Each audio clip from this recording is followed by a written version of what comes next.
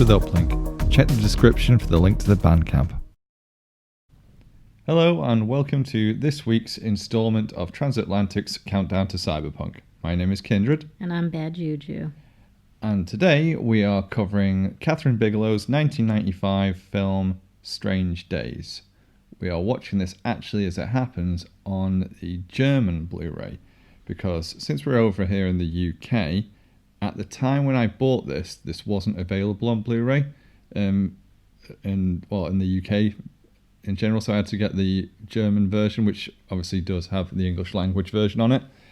However, since then the film has come out on Blu-ray in England, however, it's the cut version. The German version is the uncut version, which I believe is the same cut as the American version.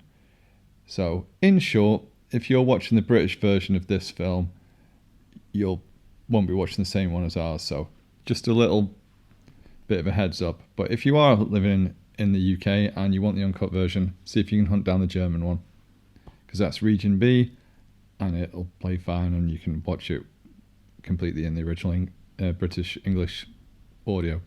Right, enough of me waffling on about that. If you have got your copy of the film, get ready and press play now.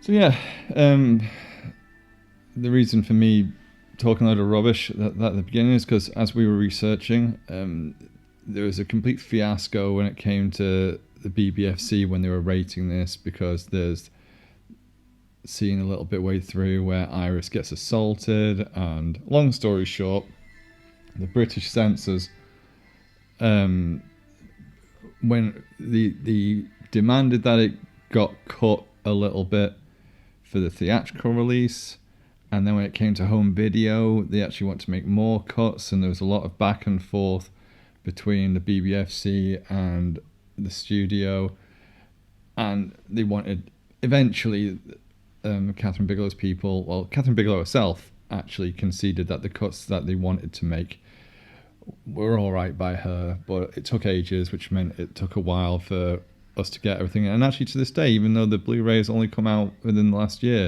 in the UK, it just seems like it's still the cut version after all these years, even though the cuts that were made are rather minor. Anyway, that's that out of the way. I mean, again, I also feel like if they were going to make these cuts, they could have just had it from the point of view of the main character, Lenny, just sort of describing the situation, where you do have a bunch of shots saying that, and then you let the viewer use their imagination to fill in the rest. Yeah, you got to understand though, it's the sort of 90s. It's just at that time when we were a little bit Mary Whitehouse still over here. No, but if that was the case, the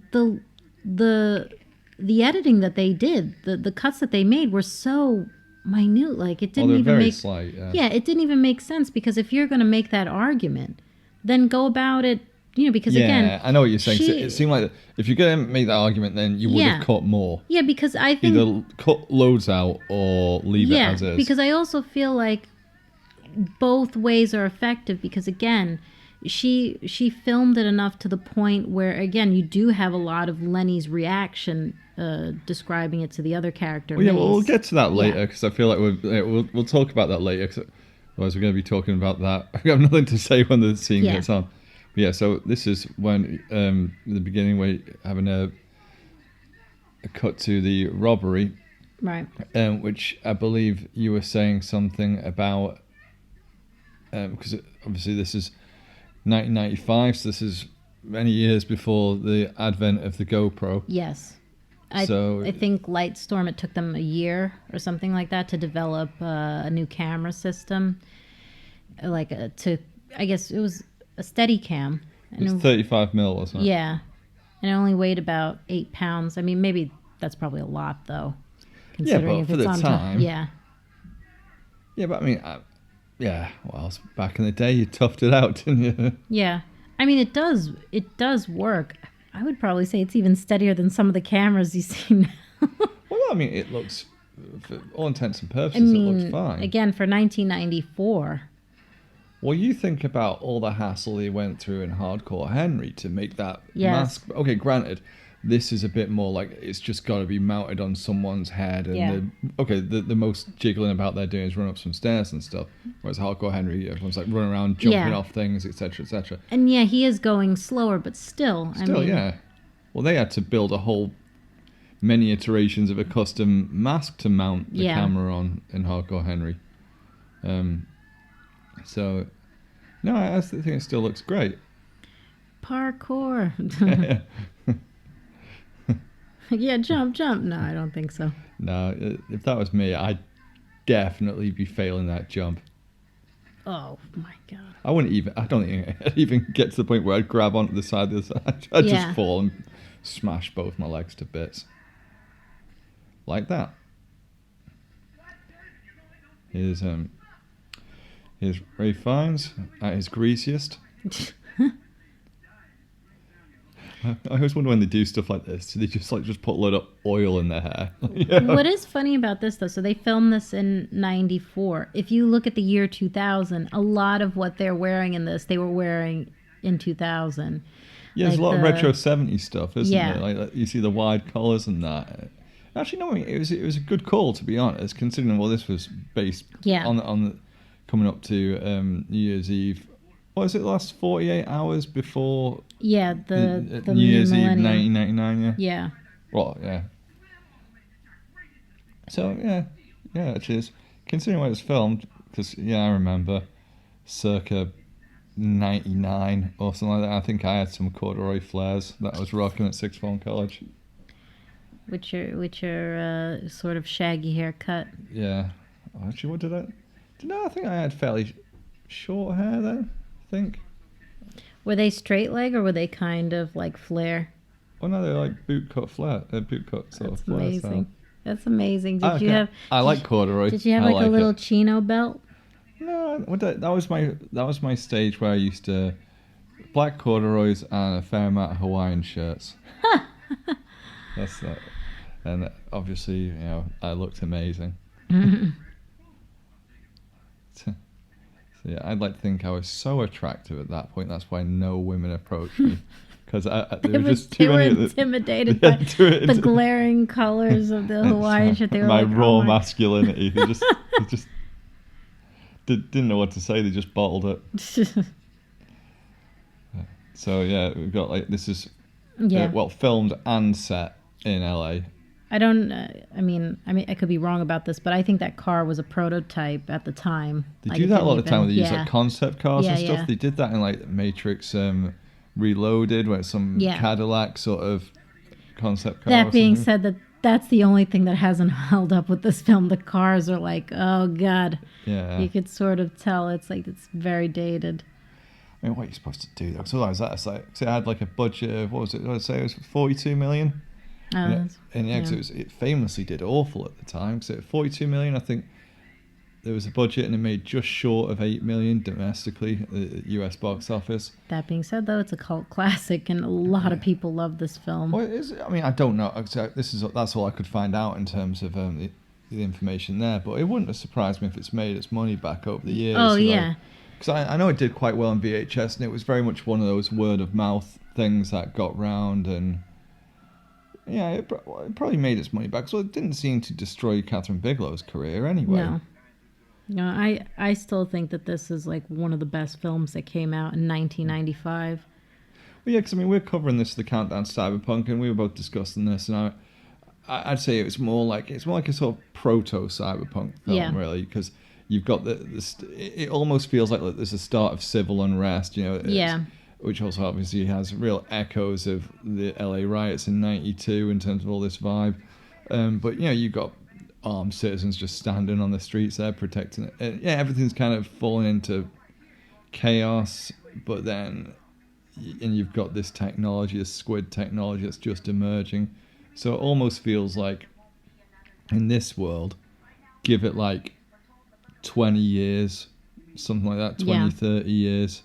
And that's where you can imagine this as being like a full-blown cyberpunk society sort of thing. You could see where after this certain augmentations would start emerging, and it just seems like the start of it to Yeah. me, really. That's my justification for including this film in this series anyway. Well, kind of also like sort of it predicts kind of like where we're at now, I think, as far as like the internet goes. Like,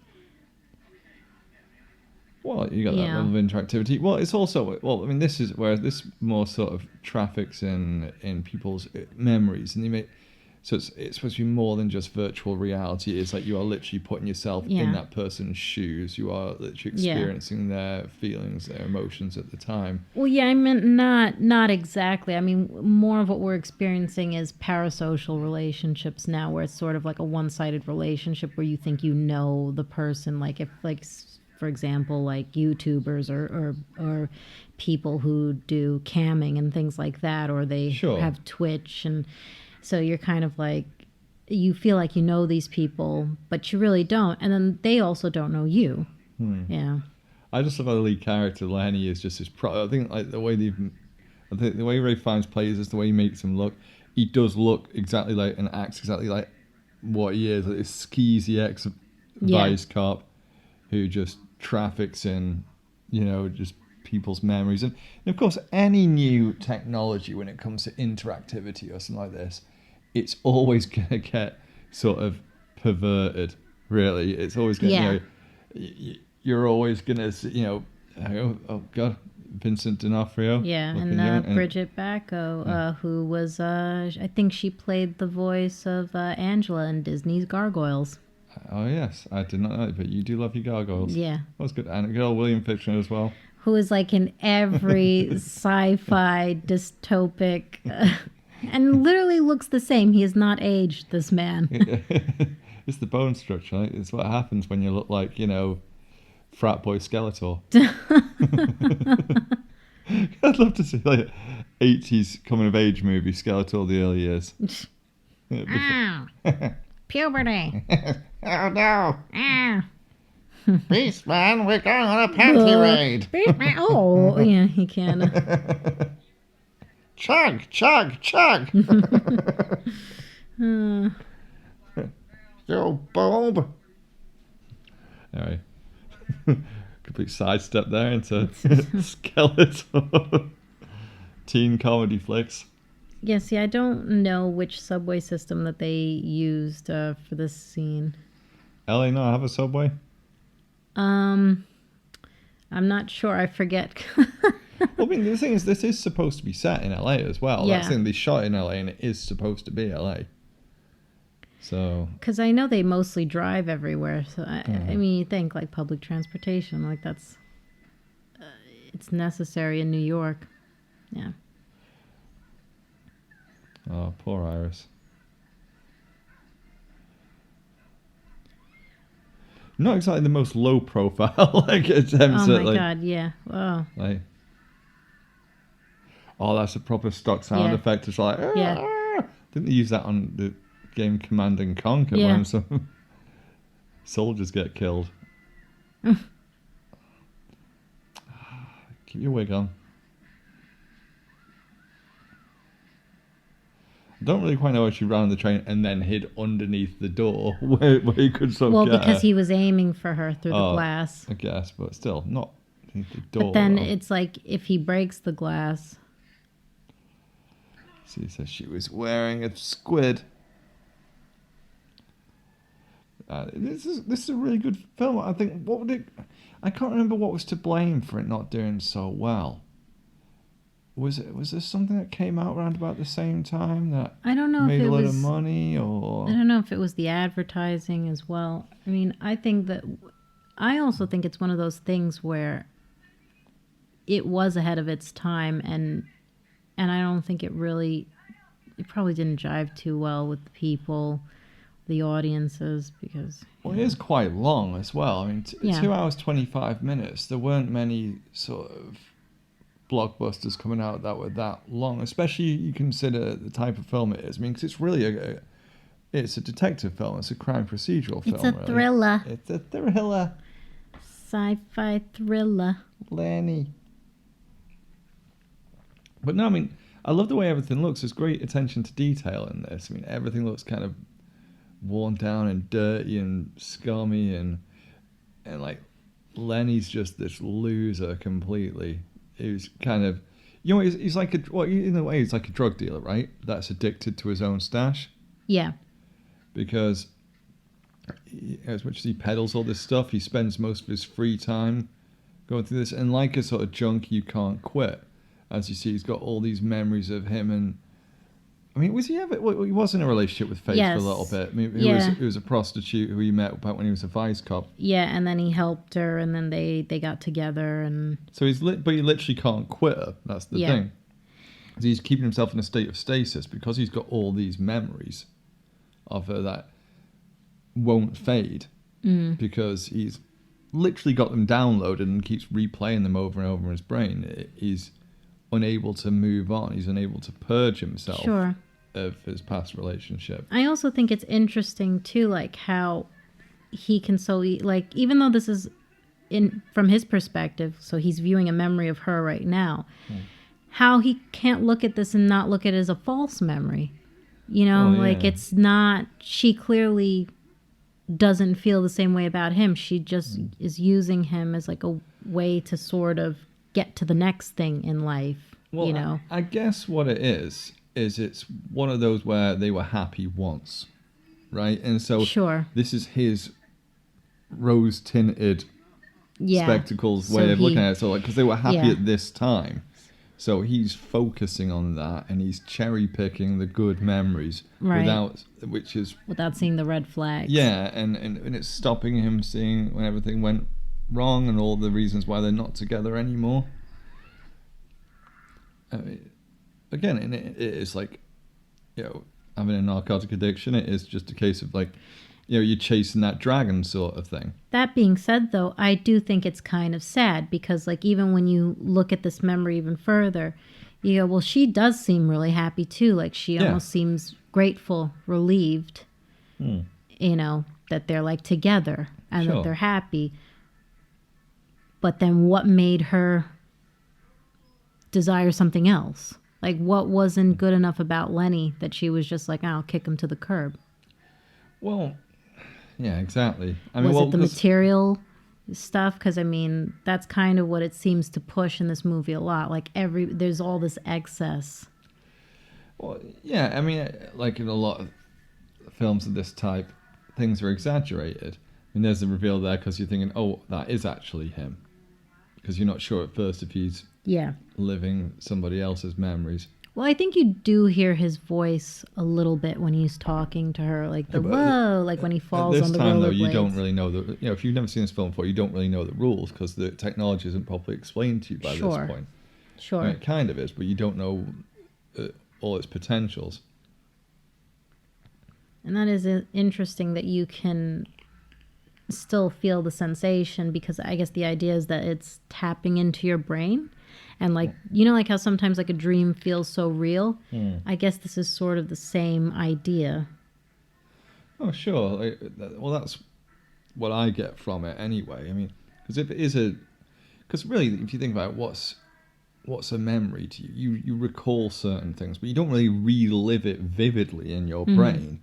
Whereas this is a literal recording of that time, where it's picking up all the details.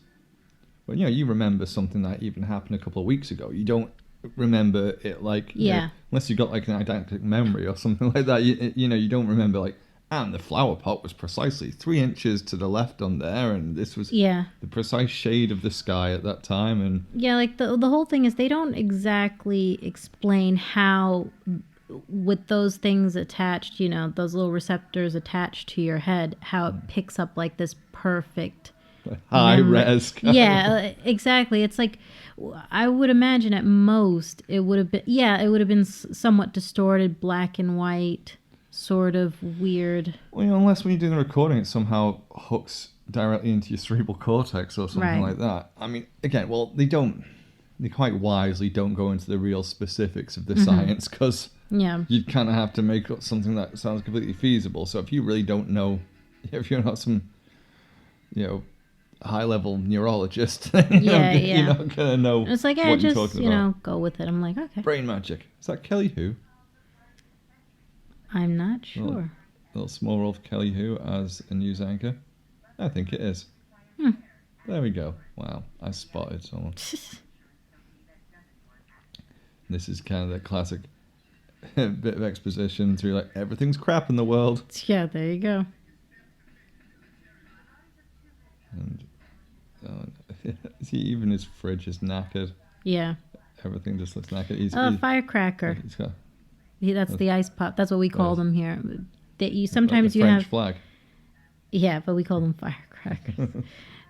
Sometimes so that's like typical the single one, Yeah. and then sometimes you get the double one with the 2 sticks. Oh, you snap it in half. You want to give the other half to somebody? Yeah, you can. It's very hard because sometimes it would break the entire thing, and you're like, oh, sorry about that. See, we had ones that were like that, but they're just fruit pastel lollies, Yeah. and they had all the different flavors going down. I haven't had an ice lolly in ages, probably because I'm a grown man now. I think they still make shirt. those. Oh yeah. That's amazing. I You'd love those actually shirts. look good in a silk shirt like that. No one would look good in a silk shirt. No, I used to like, but only certain people were able to pull it off back in the day. I wouldn't say it's for everybody, you know. Okay, well, we'll have to test that out sometime. I just look like some skeezy pimp. The only thing that is like that's a little bit like it's his tie is more like it's a I can't think of the name right now. Cravat? There you go. Yeah. Yeah, that's a little. It's a little questionable. It's like like in like and the not same. the size of his fist, kind of. Yeah, thing. it's sort of like, and it's the same fabric as the shirt. It's a bit That's much. a no. You don't. That being said, his jacket is really cool. That's a cool jacket. I like the stitching on it. That's got to be like a leather jacket kind of blazer, or it's like some kind of pleather. I thought that was be some sort of fake gator skin kind Yeah, of exactly. thing going on. Which again, what is it in films and TV and stuff? You want to show something that's a bit skeezy and tacky and stuff like that. You go for animal print. Yeah. Or animal. Well, the worst I've ever seen is like a pleather gator maroon jacket. That sounds amazing. That is like, whoa. I think I'd wear that. I know you would. That sounds fantastic.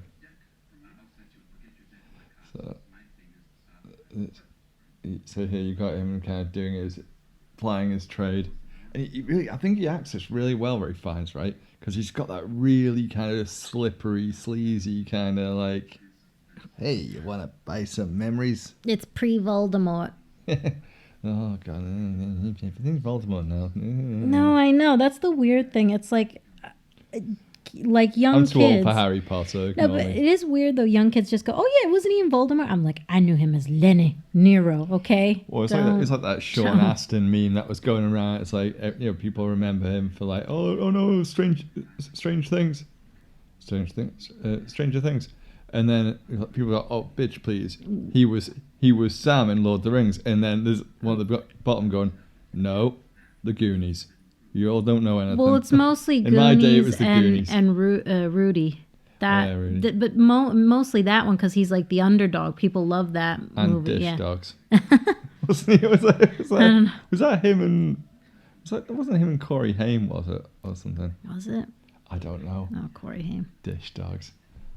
That was my nickname for a little bit when I was... Oh, is that a lychee dishwasher. martini that guy is drinking over there? I didn't even notice that. Did you say lychee? Isn't it lychee?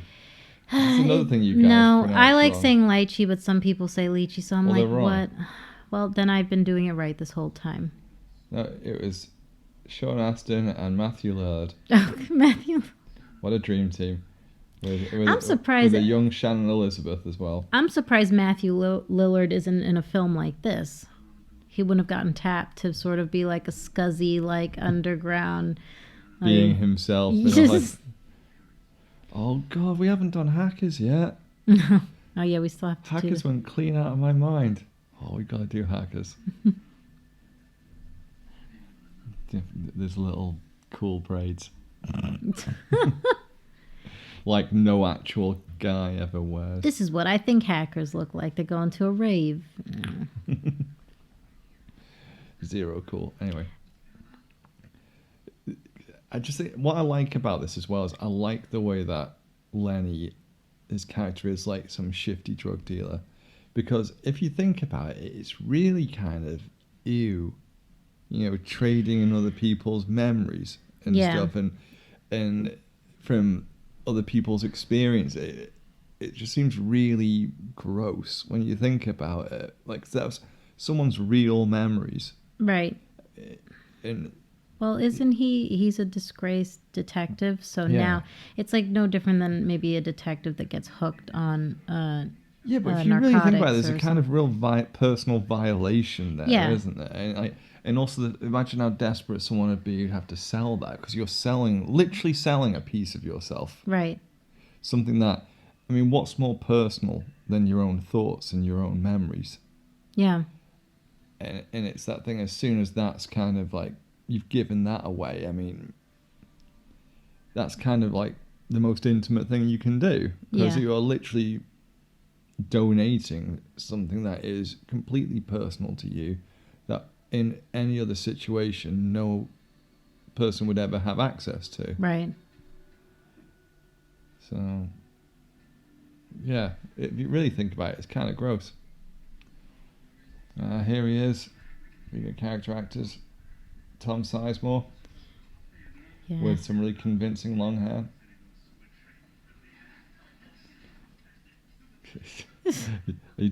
I remember seeing him in this and thinking I'd never seen him with remotely long hair, thinking like, I can't take you seriously with that, mate. Yeah, he went through like a bit of a rough time for a few years, didn't he? Yeah, struggling with his own addictions. Yeah. But I'm happy to see that he is still acting, and one of the more recent things that I liked him in was the new season of Twin Peaks. Oh no! Apparently this year, January this year, he was pulled over for misdemeanors relating to narcotics. Oh no! Well, I thought he got clean. Didn't you go on that? Yeah, Drew Pinsky's thing for a while. Obviously, the sad thing about addiction is like, I mean, you're gonna fail multiple times. He's been struggling for a while now, though, hasn't he? So the thing is, I get it. It isn't easy. It's a disease. It's a struggle. No, he's a great actor. Yeah. He's one of those guys where you put him in the right role. I've never seen him put in a bad performance. He's kind of one of those really reliable character actors where you put him in something, he's puts in a quality performance every time, even though that hair is questionable. Yeah, definitely one of my like, this is probably one of my favorite roles for him. No, you put him in the right role. He's great. I think he's great. It's a film of wigs, this really, isn't it? If you think about it, it's a lot of wigs. What did you spend the most money on? Wigs. Hair and makeup department, just all these wigs. Who are those? Oh, everyone's. Really, it's a really elaborate proto-cyberpunk version of Scooby-Doo. Just everyone's going to keep revealing themselves. Old man Withers. Because see, I guess if you go one step further, like the evolved version of it would be something similar to what you see in Black Mirror, because it's just a single little scopolamine dot on the side of the head. Really, what is Black Mirror though? It's just edgy Twilight Zone. That's what it is. That's not me putting it down, although I heard the last season from a lot of people wasn't particularly good. But I haven't seen it. I liked a few of the early ones. I watched it. Surprisingly, my mother was like, I really like this. It's like stunt Nick Nolte there, driving the tow truck. That's exactly what he looks like. But actually, it's like a fusion of Nick Nolte and Chris Christopherson. Yeah, exactly. She's genetically blended them. Hey, I said 2 minutes. I just kind of love how like scatterbrained is as well. He's got like a bunch of fake Rolexes in his briefcase and stuff.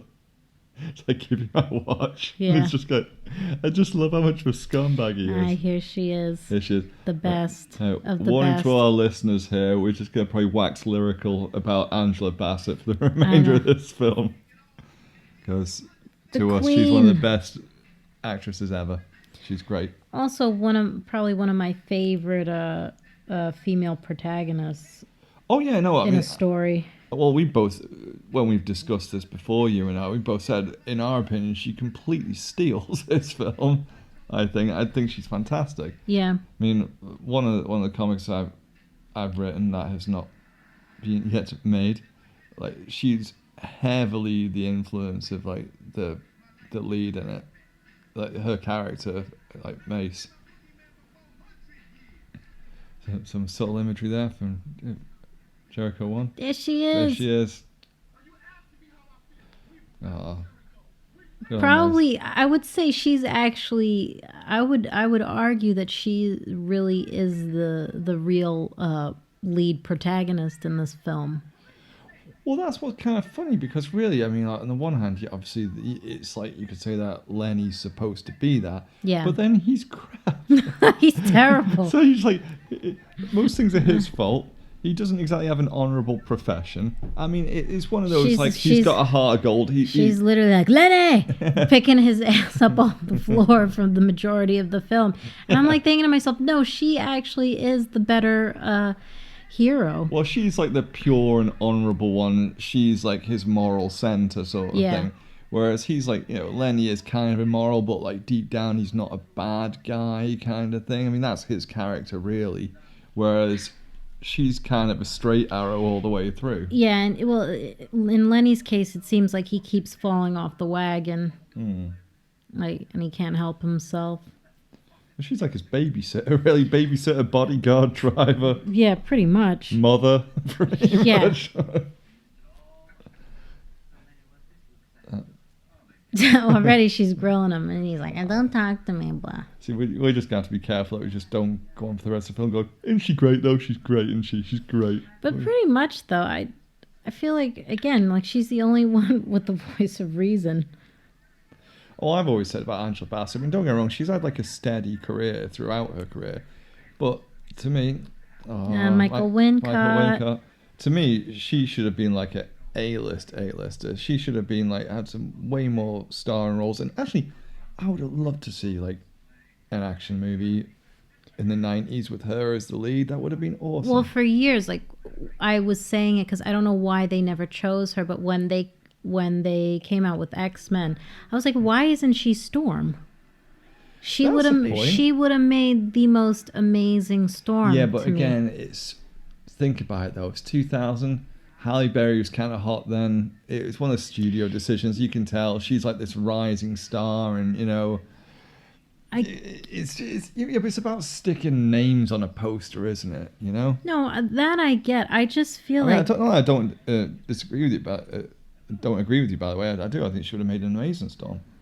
I would even think now, like, she would make a much better older Storm. Like, I don't mind seeing characters older.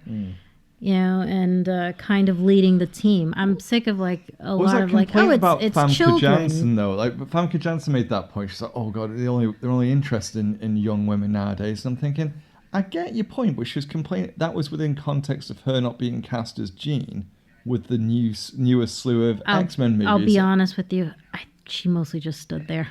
I don't think she made a very good. My point is, it doesn't make any sense, though, does it? If you're doing a reboot of X-Men, where all the kids are in their late teens, early 20s, and then for some reason you've got a 40-year-old Jean Grey. Just wouldn't make sense. To me, the only two actresses that I think that would make a good Jean Grey at the moment is either Jessica Chastain and maybe she was in the last X-Men film. Yeah, but she was somebody else. Alien thing. And actually, what's her name? I know it's a weird choice, but the one who's in Arrival, Amy Adams. Amy Adams, yeah.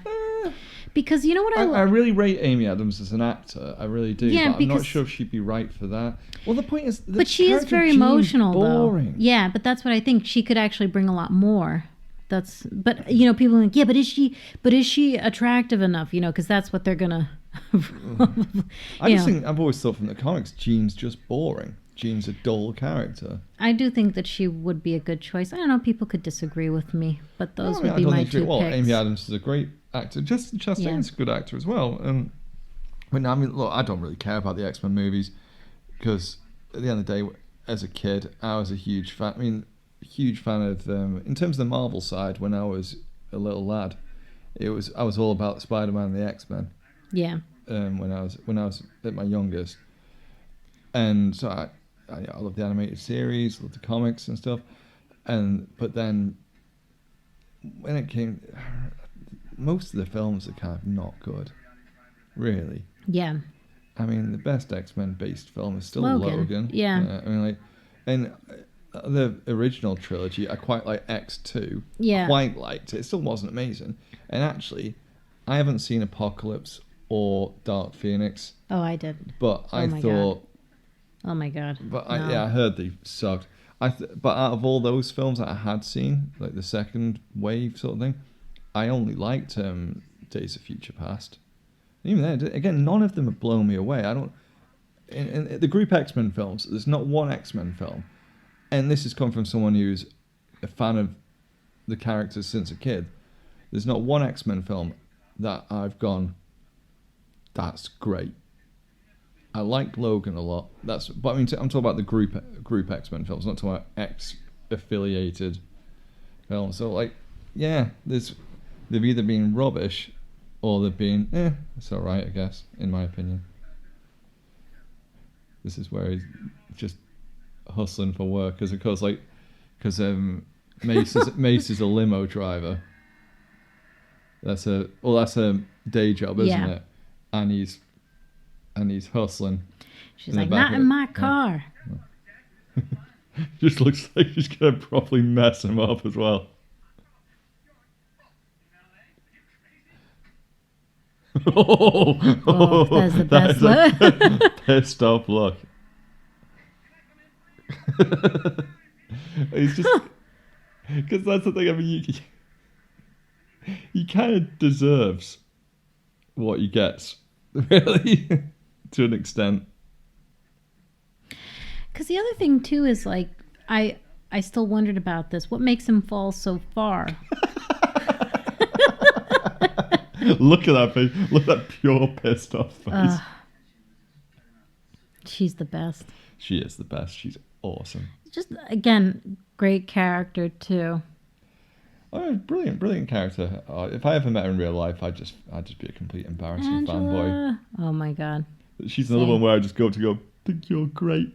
That's all. I don't know what else to say. Bye. No, it's just, it bugs me now where she gets like nods. I mean, yeah, it's cool that she played T'Challa's mom and like you know, Black Panther. It's good that she got a role, but it's not much of a role, you know. Because me personally, the same thing like Viola Davis, Alfre Woodard, like a bunch of these older black actresses, I would like to see them in actual like action roles, because here's the thing. Well, you haven't seen Widows, have you? Yeah, I know Viola Davis. Oh, that's good. Yeah.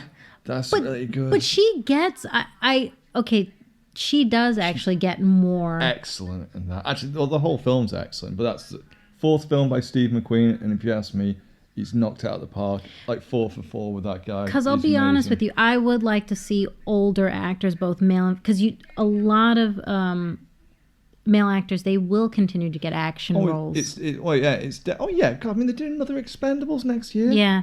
What was kind of sad, right? I remember... Stallone's like in his early 70s. Years ago. Rambo's coming out soon. Sorry. Yeah. No, years ago, Bill Murray was like saying nobody wants to see older character, like, you know, like older Ghostbusters team. I said, that's actually not true. I would have loved to... Oh my God, I would have definitely watched that. I would have... Well, they're doing it, aren't they? Are they? But the Harold Ramis is gone now. That trailer was released, wasn't it? Like, was it last year? I think it would have been nice, because it would have been like another existential threat, and have them, like, how are they dealing with this now that they're aging? Can they do it? You know, it's like... it's that kind of, you've been around for a while. Yeah. It's that world weary. I always like those characters. Exactly. That's what I'm talking about. how you've seen the world change in it. Well, that's why I like Logan. I think that worked really well. I mean, it was Yeah. a clear sort. I mean, God, they weren't subtle with all the Shane references in that, but it's that kind of he's this beat up. One of those. Oh, I thought we were Yeah. changing the world and stuff like that. We used to be kind of like superheroes, and now look at it and what did we really accomplish? And Right. what was the point of it all? See, is that for the book burning? Some like Yeah. Fahrenheit 451 sort of stuff there. I think this might have been a real, because at one point during the film, one of these raves is actually real. This was like going on at the time. Right. I love this. So whenever they show this in like dystopian worlds, right, there's always these messed up. All these clubs are always like fetish clubs. Yeah. There's always like people dancing in cages or doing debauch stuff. Oh, there's just someone getting tattooed in the corner. Yeah, or, yeah. You know. It was the same thing in that movie Split Second with Rutger Hauer. Yeah. Arguably, probably one of the grossest sets I've ever seen in my life. Like, it just felt dirty the whole Everyone time. got Legionnaire's disease. Oh, God. Yeah, it's that should have been a good film.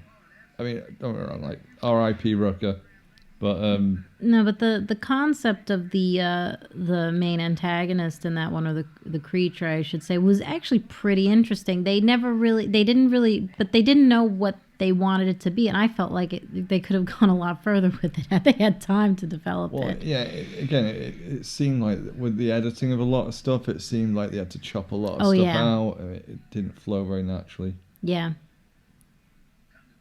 Yeah, good old Michael Wincott. Again, where's he now? Why isn't he getting all the work?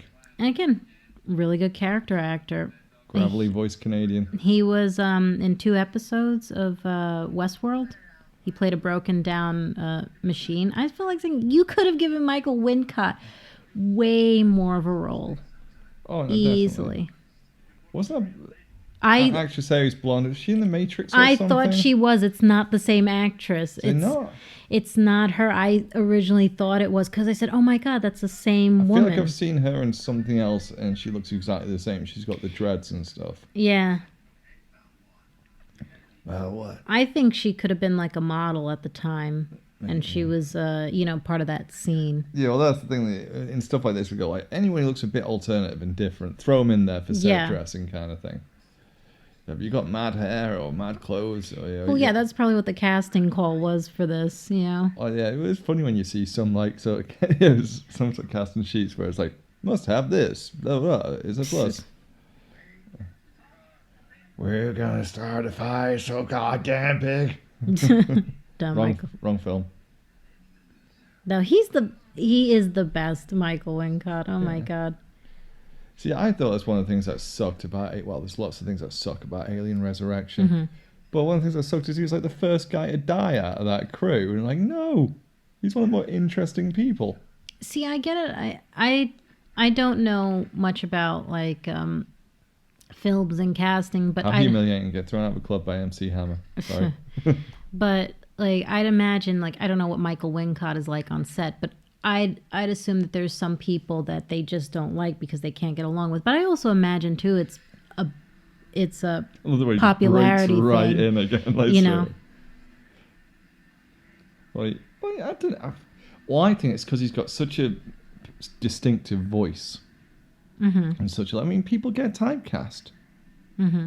You know, I mean, maybe that's it. I mean, I think in a way, if you got a voice like that, I think it depends on the role. It either works for you or against you because it's not very neutral. So you could have a voice like that and play a good guy too. It doesn't necessarily mean you're menacing. Sure, no, absolutely, but it's just what they said. Oh, they're like, oh yeah, now you're gonna be a menacing character again. I mean, because he can do that well. I mean, the character that he played in Westworld, it wasn't like he wasn't a bad character. He was kind of there. He was just kind of there. Also, it's tricky because it's all very well and good going, oh, I don't want to be typecast, I'm sick of this. But if you're a working actor, you're a working actor. So unless you are like the top of the A-list to a degree, you kind of have to take work. You're Johnny Depp, basically. I mean, as a writer, it's all very well and good. I think I started out going like, oh, I'll only do this, and I'm not going to come right and do. And after a while, you realise, yeah, but I need to live. I need to be able to pay the rent and buy food. So as long as I'm not doing something that's deeply objectionable, that goes against the very, my very morals and ethics, then it's not really selling out. It's just doing work. It's not your passion project. You're getting hired to do it. See, this was definitely sort of like, in a weird way, the memory that he sold to this guy was kind of like a sweet one. Nothing really sad. He didn't have any legs, so it was just kind of bittersweet, though, isn't it? Because you could argue, is that a good thing? Because on the one hand, you could experience that and it'd be a nice memory, but then you come out of it and you still haven't got any legs. Yeah. So that's the sort of thing you could imagine. That could be a negative thing. So imagine if you just had that clip. What if you just play that over and over and over again?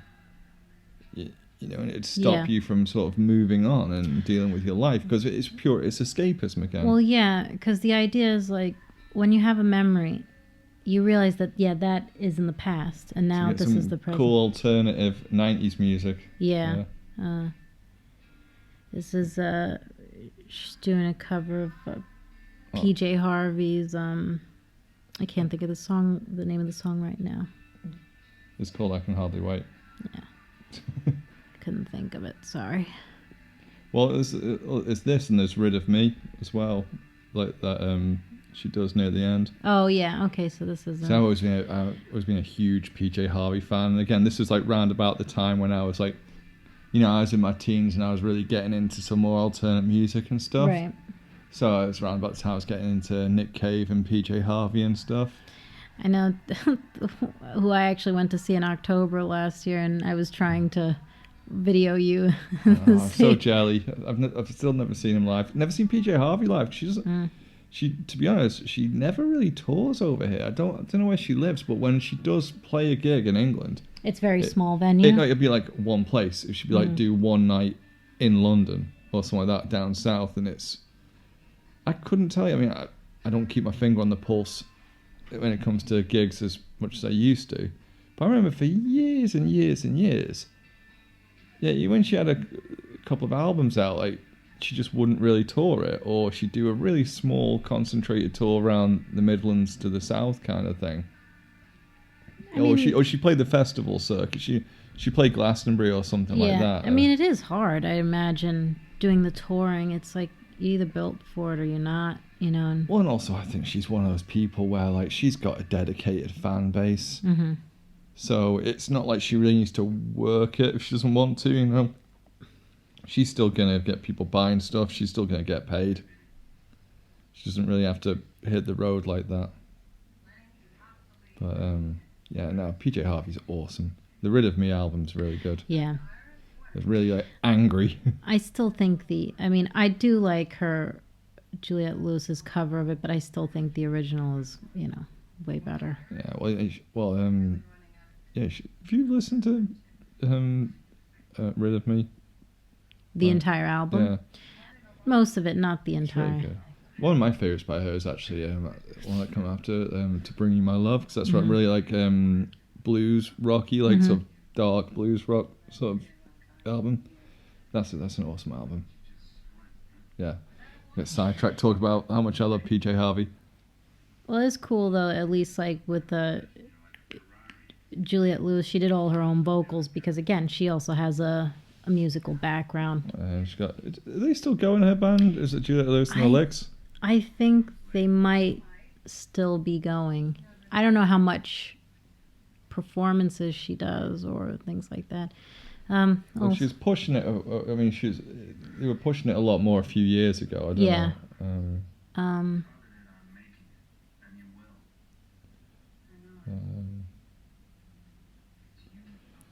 Yeah, Lenny putting all his hopes and it's called Hardly Wait. Sorry, no, I Can Hardly Wait. Yeah. Just remembered. Yeah, sorry, you were saying. No, it's just sad. Like he keeps trying to pull her back, and she's already like so far gone. And I quite like this as well because it's a way like it's not like he keeps coming in like he's trying to be the white knight, and it's not that, and he can't accept that she's not trapped here. He can't accept that she's not being held against her will, that Philo hasn't got some Yeah, no. leverage on it. It's like, no, mate, she just doesn't want you anymore, you know? Yeah, because she thought she found something better. There's something about this lifestyle, because probably she's the main act. Maybe she always wanted to be a singer. Well, and this is more her. And again, like, Yeah. actually, she wants the attention. And maybe actually what it was is Lenny was a rebound guy because she'd had a tough life Yeah. on the streets. And for a little while, it was nice to escape that with a Yeah. simple, quiet life with Lenny. But deep down, that's not really what she ever wanted. He was like a break. He was like a reprieve to her. Yeah, she wanted the glitz and the Yeah. glam and So I think that's where you kind of first really find a source of sympathy with Lenny, because Yeah. it's the whole like, yeah, he's a scuzzbag, but actually his heart's in the right place and he's just damaged and he's, you know. But anyway, I don't know, in whatever medium anyway, when it's like films, books, you know, TV, I've always preferred the grey character. I've always found, you know, people like that far more relatable, far more interesting, far more layered, you know. That kind of job. It looks like someone's put a mop on her head. Well, that might actually be her hair, though. She's Well, I just think it probably is. I'm just saying, Yeah. it looks like a mop. it's just like super bleached dreads. Oh, MC Hammer's throwing you out again. I know. This, and this time, you know, he's not gonna let it slide. And those circular glasses again. Yeah.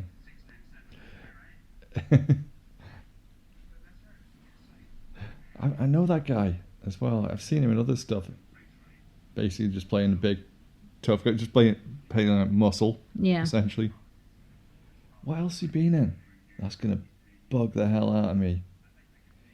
It's like a cyborg in the background.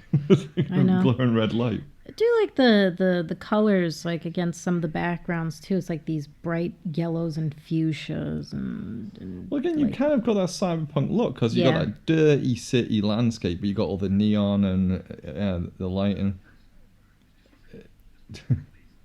It's like so jabbing. Don't give me hit 1 second. I'll give you my watch. Just not the face.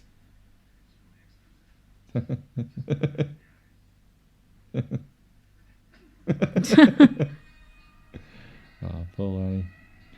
I mean, there's a great deal of effort being put into, you know, the sets and the shots. It's a lot of detail. I just think it's one of those films that came out at a rough time. And apparently, it was advertised really badly. So I've seen the trailer for this, like the US trailer, and they make it seem like it's this really fast-paced thriller, like, you know, almost like a chase movie, almost kind of. Yeah, no, it keeps building and building and building. I would say probably somewhere like the last half of the film, it really picks up. It is one of those films, though, that a lot of people I know and growing up, even ones who really like films, it kind of passed them by. They didn't know about it. Like, it went under their radar. But every person I recommended it to, and they watched it, every single person really liked Yeah, it. no. And kind of said, how did I not know about this? Or how did I miss this, you know? I think, I'm trying to remember if it just went straight to video over here in the UK. I mean, it might have if it came out in '99. Well, it didn't come out in 99, it came out over about 96. Oh, okay. The first time it aired on TV. Yeah. Was, That's why when you were saying it's a 95 film, like, is it? I thought it came out a bit later than that. No. Oh, here's the controversial scene. Yeah, that, with all the cuts. But yeah, which I to be fair, I can't, because it is a particularly sadistic and savage assault. Yeah. I mean, on the one hand, you could argue it could have been worse. On the other hand, you could easily argue he could have also scaled it back a bit and still had the same impact on the audience. Yeah. It's well shot the way you don't see the face. Yeah, it's kind of like as he passes the mirror, it's kind of blurred because it's like such a quick action. Well, it's because actually this is done from the first person perspective that the British censors, the archaic in terms of their reasoning censors, made the point of like, well, because it's first person Mm-hmm. and you're watching it, it's like, well, it's very voyeuristic in terms of like, it's like Mm-hmm. you're seeing through, the offender's eyes. And one of the reasons why they made extra cuts to the video is like, because with the video you can pause and rewind that specific scene, Mm-hmm. and somebody who is a particular sadistic ilk would get gratification from this and just take this scene out of context and watch it over and over. Like, I guess, but you kind of have to be pretty messed up in the head Right. to do that. But no, I mean, although I see both sides, I do. Because, I mean, like I said, even Catherine Bigelow, actually, it was her producer that had more of a problem with the cuts than Catherine Bigelow did. See, because you got the taser there, because I think that might have been cut in the video altogether. But, yeah, Catherine Bigelow understood she actually had no resistance to it whatsoever. And you had a producer going, well, I feel Catherine's vision was severely compromised, and I insist that... And then Catherine Bigelow gets asked, she's like, no, I'm all right with it. Well, and that's the other thing, too. Like, I feel like at this point, you could have cut it right here. Yeah, well, again... And, because, like, if they were that bothered by it, then you can... Again, you have a ton of footage of Lenny, from his perspective, you know what's happening. Yeah. See, it's that bit got cut as well when she got tased in the crotch as well. Which it seems like more like she's getting tased in the stomach. Kind of, but I mean, again, it's still an extra example of excessive force, though. Yes. It's an extra step of brutality. Yeah. Which I can completely see why that could be seen as too much or excessive. And again, because by now you understand how this technology works, the squid works, then you understand why this is particularly sadistic. Yeah. I mean, and obviously, like, to reinforce, Lenny's describing what's happening. And yeah, and this was another bit which was cut down, I think, as well, because that sort of lingering shot on the breast. Yeah. A sec, but then it's this bit that got cut, which I can see because it is like you don't need to see all of that to understand what's happening. Is the point? Yeah, you can easily use your imagination. Yeah, and you could also argue that's kind of potentially worse. I mean, well, yeah, because it's easy to sort of... Don't make the same noise as them, then. I want to join in. Yeah. Sorry. No, but you could... I had to make that. Do the partridge reference. But you could easily assume that they're doing it for the sake of being really, edgy and, like, over the top. Well, there's always that argument, isn't there, where, like, when it comes to censorship, because...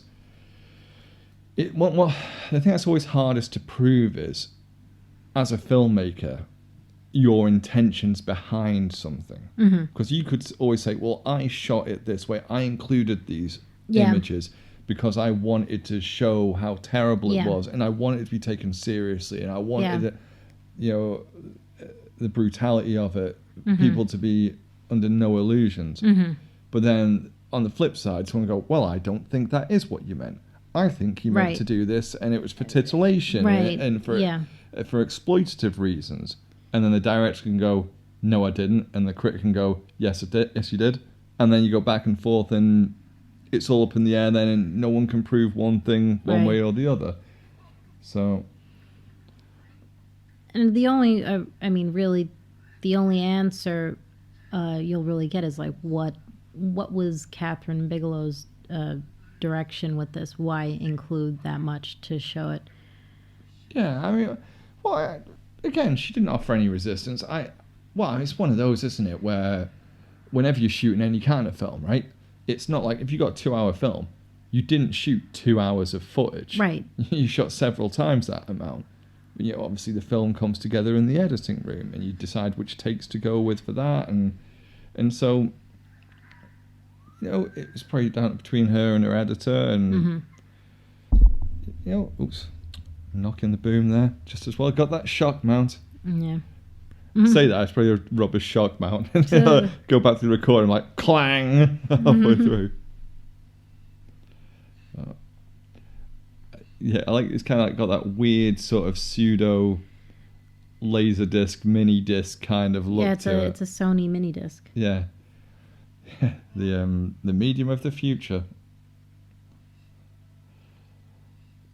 So I imagine, like, if you witness something terrible through like the squid recording, because it is like it is essentially the same, apart from the actual effects of it. Yeah. Physiologically, mentally, psychologically, it's the same as if you were that person. So that would potentially induce all kinds of like post-traumatic stress disorder, because you are literally feeling what they felt at the time. Well, yeah, and and everything that you live that moment. Yeah. I just love the whole look of this. That's an amazing shirt. I love it. Get me a shirt like that. Go on, if you love me, you would do. Well, I told you need more clothes for your birthday. You'd be happy me walking around New York dressed like that. In '96, I remember I had like a salmon silk shirt. Oh God, salmon is never acceptable. And it was short sleeve. I looked like a little sausage. It was terrible. It just didn't look good. But I really wanted to be like those guys. Look, I'm wearing a silk shirt, and I'm wearing, Whenever I hear an American say silk shirt, which isn't often, believe it or not, but like it reminds me of it's a Short Circuit too, where Michael McKean's like he play like a guy called Fred in that, who's kind of like a shifty kind of like who Johnny Five befriends, and like he's bleeding battery acid, and he rips his sleeve off his silk shirt. He's like, Fred, not your silk shirt. Really weird deep cut there. But yeah, Short Circuit films. I wouldn't really pass a Cyberpunk with it. I couldn't get away with doing Short Circuit 1 and 2. I think that would be one of those fun little ones that we do. Do not disassemble Johnny Five. And the authentically Indian Fisher Stevens. Oh my God. Controversial. What Aziz Ansari actually said when he was a kid, he legit thought like Fisher Stevens was Indian. But, in a weird way. The makeup job isn't that bad, actually. Well, again, I thought that too. I didn't know either, though. Because I was a little tiny kid. I must be like 5 or 6 years old. Hadn't even met an Indian person before anyway, at that point. Or like, heard what the Indian accent is. Or had seen... Even Aziz Ansari was like, I thought he was Indian. Well, I hadn't seen Fisher Stevens in anything before that point either, so I had no reason not to neither did I. And when somebody said to me, no, actually, he's like, he's white. And I go, what? Not only is he white, but he's the plague. No. Oh, I do really want that shirt, though. Look at it. What pattern is that even? It's paisley, looks like. It's like if RoboCop regurgitated the T-1000 onto like a panel of glass or something. Yeah, no, it is. It's got to be like some weird paisley. I love paisley. Paisley is a boss pattern. Oh yeah, and everybody, I love this as well. Everyone lives in warehouses, and the only way you can get that floor is through in a freight elevator. It's super industrial. Yeah, like I always said, weren't those freezing in the winter? You never saw them with like decent double glazing or anything. It's all like bare brick as well. There's no insulation on the walls. Well, yeah, it probably is cold. Check out my sweet warehouse. Yeah, and wood panel flooring as well. That'd be freezing. God, you wouldn't want to be wearing that, would you, with no t-shirt underneath? Yeah. Have your nips off. Well, that's the thing. And probably between takes, she's like, I got to put Vaseline on that. Ow, ow. How many takes were ruined with her just moving? She goes, ow. But that was a weird thing in the 90s. You had these like weird mesh tops and skirts and belts and The mesh thing was a bit of you got that like that in the rave culture as well. Again, looks cool. Not doesn't feel well, I'm sure. Serious chafage, I'd imagine. One thing I'm surprised that they don't have, and this is like when they, because in the 90s, like chokers and armbands were really a thing. Oh God, yeah, chokers. Yeah, I used to wear, when I was like really young, I used to wear the armbands like. I was a weird kid. Friendship bracelets. Do you get those? Yes. Yeah. Oh yeah, those are still kind of popular. Like neon-coloured friendship bracelets. Yeah. I'm not happy here, Lenny. I was just about to gargle some gravel. I have a feeling he's wearing a wig too. Everyone's wearing a wig. Some kind of extensions. Shinga! Chigo! You dick mad Juliette Lewis. Dick Lewis. Yeah, because he was Guy of Gisborne as well, wasn't he? In the Kevin Costner Robin Hood King of Thieves. Oh, so some peculiar casting as well. Oh, Alan Rickman. Rickman, cut your heart out with a spoon. Look there. Well, I can do a good Rickman. Bless his heart. It's like, dude, because this is where you do feel sorry for him, because he's just pathetic, Lenny. Yeah. It's like, dude, you broke back in, got into a dressing room, right? And she's like, shouts at you and goes, "It's over." You go, all right. He looks all dejected walking. He's basically like a stalker at this point, isn't he? Yeah. Like, at this point, you think, like, yeah, she's a bad guy. He's a bad guy, but she's not good. But you just can't feel sorry for him. But he's just pathetic at this point. But it's still weird though, because like even like that scene, right? The way it ends, like it seems like there's like a slight glimmer in her expression, like where she seems to still care about him. So why make this choice? But I think the thing. I don't think Faith is a particularly good person. Yeah. That's the thing. But again, on the flip side, I think she does have some sense of humanity. She does probably feel slightly guilty about. Yeah. Again, you have to show Philo hitting her, because I thought I wouldn't have had that. I wouldn't have done that, to be honest. Mm-hmm. I would have had it a bit more nuanced. Like, he's not a very nice person, but he's using her because arm candy, and she's using him because the opportunities that he provides. And so, like, to show him, like, oh, Andy hits the lady, it's like, oh, now it makes Lenny look all white knighty, and it makes her look all damsel-y, and it, you know, oh, impact resistant, ouch. She's creepy looking, like mop head lady. I like that she's one of the bodyguards too. But also pre-Matrix before them, like I kind. She wasn't the Matrix. Or am I just thinking of some other film where she looks exactly like that? I looked it up. I don't think it's the same actress who played Switch. That was her. No, I'm not thinking of Switch. Oh. I'm thinking of somebody who was just in the background who literally still had the same blonde dreads and everything. You're thinking of the stupid twins that they had, which are horrible. Angela Bassett saves the day. See, she's awesome. I know, and a better fighter than Lenny's supposed to be a cop. He's supposed to know. Well, that's the thing, isn't it? I mean, like, look, boom, she just. I see the blood fly out there as well. That's great. Proper brutal. I like that. He just smacks his chair over the back of a woman. Like, seriously, I remember after this scene, I was like, seriously, the first time I watched this, like, he'd be screwed without her completely. Yeah, no, I know. Again, he just goes back in and gives him a dig.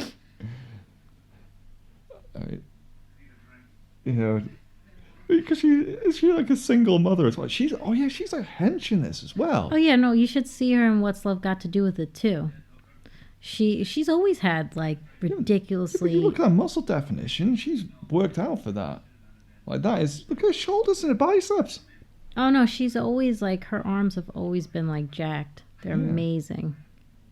She's like mad beautiful woman though. I mean, like look at that bone structure. Like she's. Yeah, I don't know. I again, like I know she's had a solid career, but in my eyes, she should have like been like top of the top. I think so too. I don't really feel like she's had. I think she should have got way more recognition. I mean, and also you look at the way that little fight scene was cut there.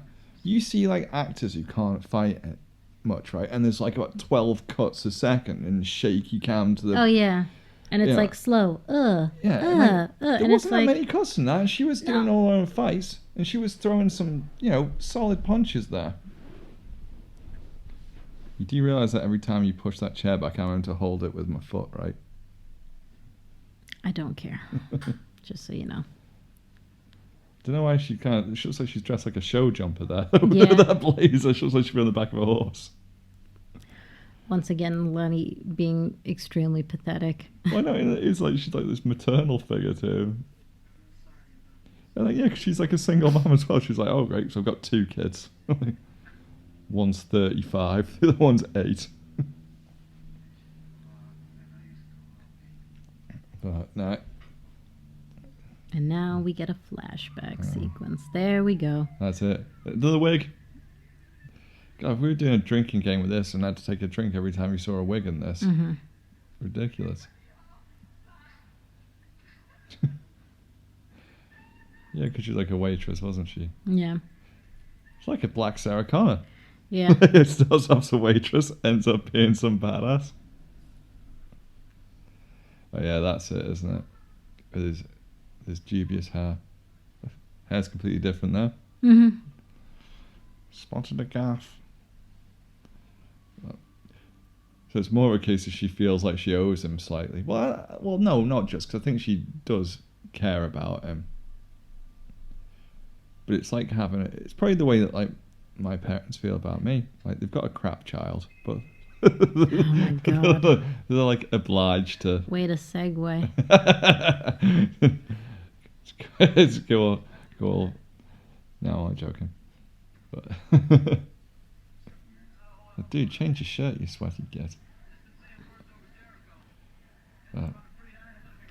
It's just a really good film. I love this film. It's well up there. And actually, it does hold up. Okay, there's some things that are quite stand out to be quite 90s, but Mm-hmm. not so much. Not compared to a lot of other films of the era. Oh. He's getting arrested. She's wearing a scarf, makes him like a rabbi, Philo. I just couldn't tell for a second there. Also, it's LA. You're wearing jackets. What are you doing? I know, right? You- I thought it's never below 1,000,000 degrees. I know in California. they have one season. It's just hot all the They time. don't even own coats. Yeah.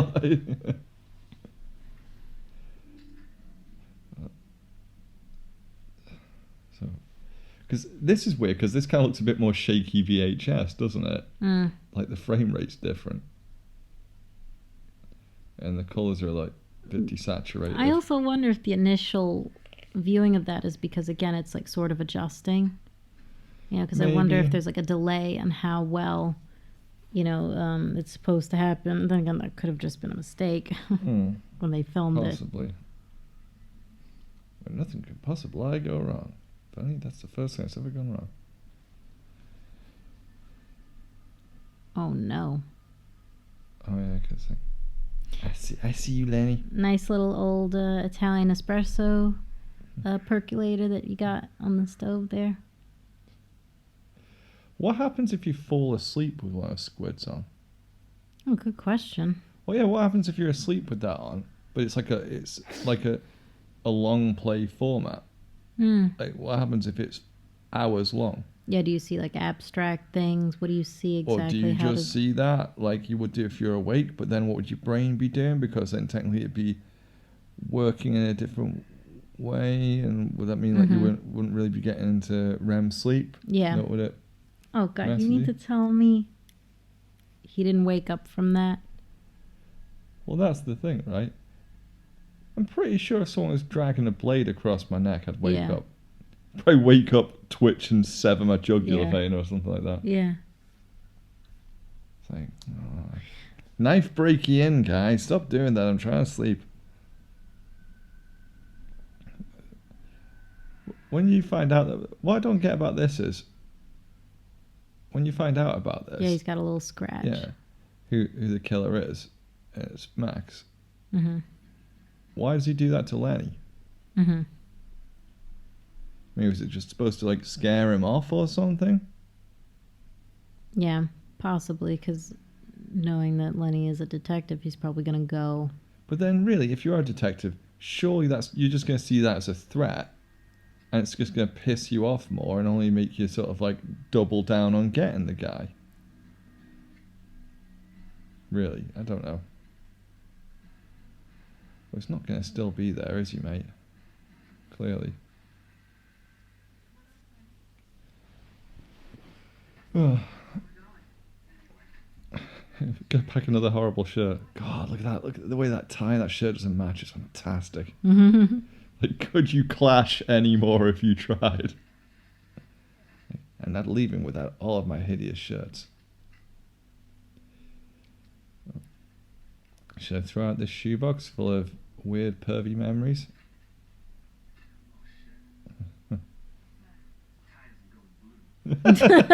Ties and go with blue. Oh, that, like, look how, brutal cops. Just gonna kick over your shopping cart and beat you because reasons. Yeah. See, so I mean, like, this is clearly like martial law, but it does just kind of seem like people are just getting beat up by the police for no reason whatsoever.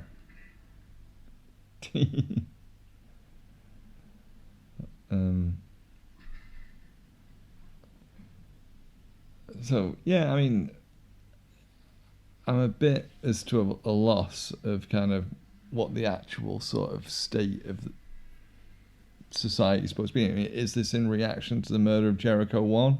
Yeah. Or is it also because it's probably a combination of things. I forgot the name of that actor, and I've seen him in something else, and I can't think what it is. Well, it was bug me. Super Mario Brothers and a bunch of other stuff. Looks like slightly Mexican Gerard Depardieu.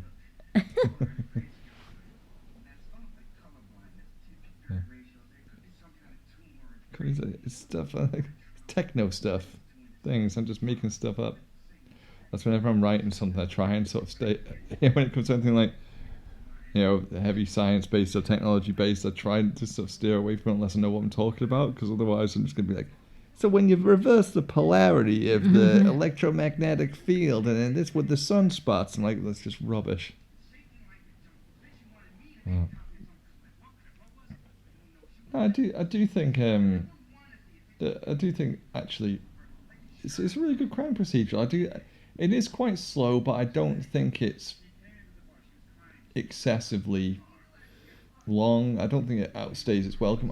I just think the problem is, I think they tried to bill it as a sort of summer action blockbuster thriller type thing, but because it's just Mace as the dog. No, Pop. Mace is the dog. Aww. What else are you going to do? It's a Rottweiler coming towards you, barking at you, and it's specifically a guard dog that probably would rip your leg off. Her response is Mace it in the face. But again, she comes way more prepared than he does. Oh yeah. Well, I think the point is, I was saying I think it's because like it's a detective movie. So I think this will probably lose a lot of people who are looking for this sci-fi, fast-paced future action thriller thing. Right. It's all your fault, Lenny. If you just listened to Iris in the first place, she wouldn't be deaded. Or maybe she would be deaded because he's incompetent. Uh-oh.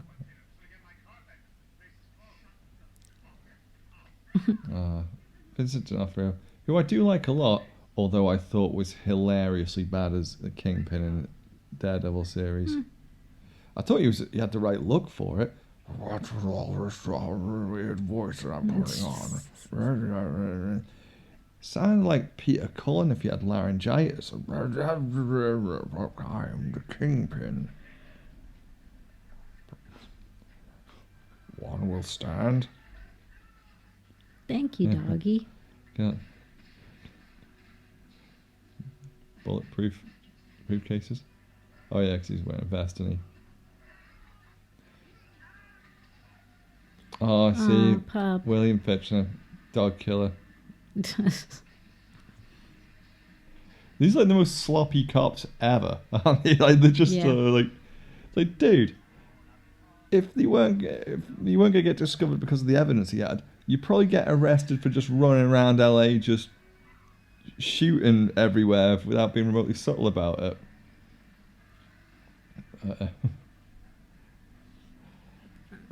He had a good sinister look to him. Oh yeah. Vincent D'Onofrio. He's a great actor. He is. I mean, I would say I didn't like him as Kingpin, but he's a great actor. There was a film like years ago. I forget which one it was, but I'm pretty sure it was Vincent D'Onofrio. He's like really built, like. Well, he's a big bloke, anyway. And he had like bleach blonde hair, and I think he was wearing overalls. I could be wrong. Somebody could correct me on that. Are you thinking of the? You're not thinking of oh God, Jennifer Lopez film. He plays a killer in it. Not in The Cell. This was like The Cell. Yeah, that's what I think of. Cynthia Nixon was in this film. All right. Yeah. I think it was a very old film. I could be wrong. It might not be a young Vincent D'Onofrio. The Cell by I only need one name because I'm cool. Tarsem. Yeah. Which it's an interesting film. It's a bit ludicrous though, and it also felt like an excuse to show lots of cool imagery. Well, yeah, I was gonna say I think the visuals are great. I don't know if Jennifer Lopez or Vince Vaughn were the right choices for the film, but I still think I like the visuals. Yeah, but it was another choice of they're hot right now. Yeah, we'll use them. Yeah. Let's go with that. Yeah. Yeesh. Yeah, and they're sending you over the edge. Yeah, I definitely think she steals this Angela Bassett. Yeah. Because he's not driving the car. He's like, I'm useless. I just have this thing. he's just a schmuck, isn't he? Yeah. Is that supposed to be bulletproof glass? Yeah.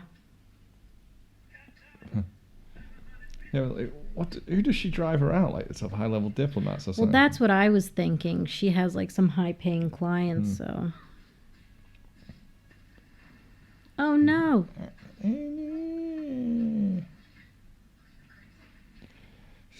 No, this part is crazy. It's like, not when he was trying to shoot you. It's like, okay, that's not cool. That's against the rules. Hey, no burning allowed.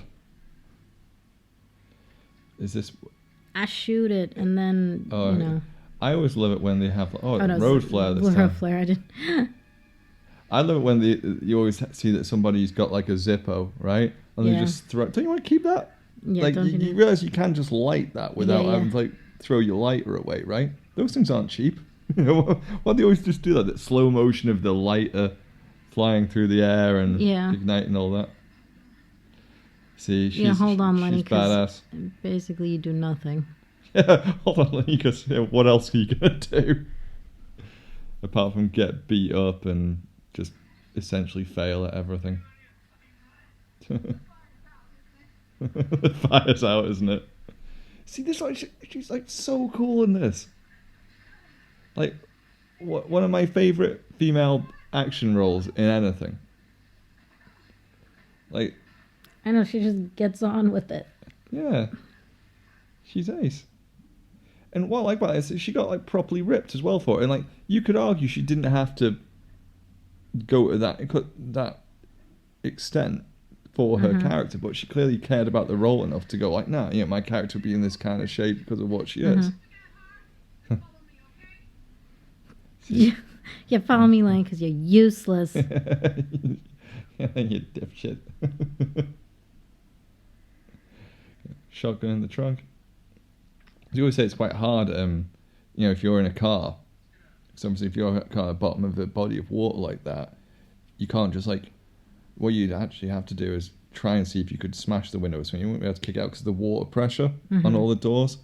So what you'd actually have to do really is see if you could use something hard to smash the window. Yeah, to push Let the water, hold your breath, let the water flood into the car. Mm-hmm. Because obviously otherwise you're fighting against the current, and then swim out of the submerged car if you can manage it. Right. Sony mini disc, the format that will last for generations. Get it? It's high tech. It's like a CD but smaller. It looks cool and futuristic. Yeah, I don't think we use mini discs for anything. Oh god, no! I don't remember even over here in the I would say proper late 90s. 98, 99. to, because even like in the early 2000s, because I remember at the time, because I had like a portable CD Walkman, right? And the whole thing they were trying to sell with mini discs over here is like, hey, you can make your own mixtapes, you can program all this. I'm thinking, but I've got a PC, I can do that on a CD. And the thing is, I've got a coat with a pocket big enough to hold my Discman anyway. So all I'd be doing by getting a mini disc player would be, okay, it'd be a bit smaller. But also, even like after about a year of mini discs coming out over here, they were already working on early MP3 players anyway. Yeah. So even then I thought, well, the way technology goes, give it a couple of years, give it a year or two, and, you know, like, the mini disc will be obsolete. And it was right, because I remember, like, yeah, it must have been, like, no more than 2 years after mini disc players were a thing over here, they brought out the early MP3 players. Now, granted, they were, like, the highest you could get was, like, 64 megabytes. So you could get, like, it was between 32 and 64, so you could get between half an hour and an hour's worth of music on it. Yeah. Which obviously was crap, not worth it. But as with all technology, it wasn't like they were going to stop there. They're only going to keep increasing the volume. So I just thought I'll just wait. I gotta say, why would they think a house party is safe to kind of bring the kid and everything? Because there's so much distraction going on that kid could easily, you know what I mean? Like somebody... Oh, yeah, I guess. But I suppose, you know, she knows everyone around there. Mm-hmm. Safety in numbers, I guess. Mm. I don't know. He's got sparklers. He's fine, basically. Yeah, he's safe. Don't worry. He's grand. That's like, as long as he's got sparklers, he's okay.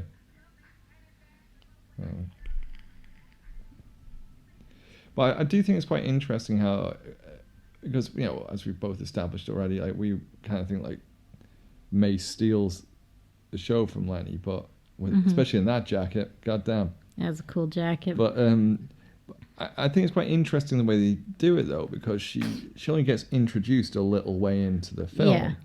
So it's kind of, unlike a lot of characters where you know you'll have the sort of the hero with the sidekick or something like that. It's more like Lenny's established as the protagonist from the beginning, but then as Mace is introduced, she has, like, as the film goes on, she like has more and more stuff to do. Yeah.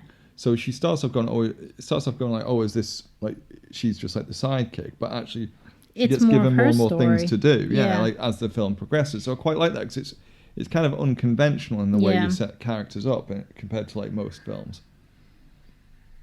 And you know, and it actually, at the very least, it becomes equally about Lenny and Mace, because they both get embroiled into it. And actually, not only that, but actually, really, it's, Lenny would be screwed without Mace. He'd be definitely dead.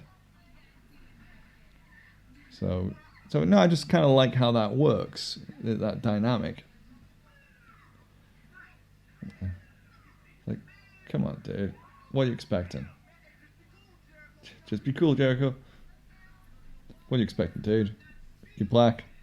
It's LA. You're driving in what looks like a nice car. You're gonna get pulled over. I thought it was like a Jeep. Yeah. With the top down, that's like, hey. Yeah. But thankfully, though, nothing's changed, right?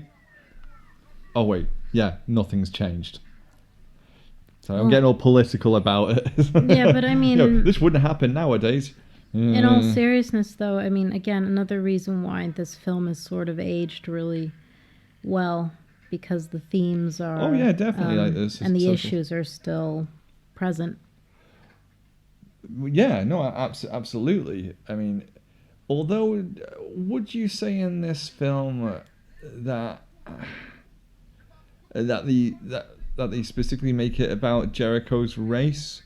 Because isn't it more like...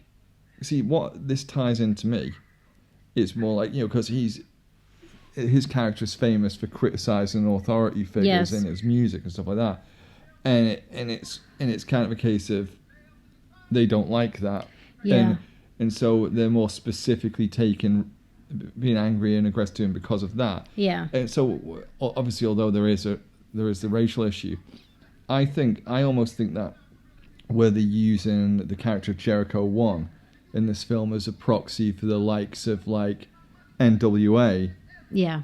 and Public Enemy. Yeah.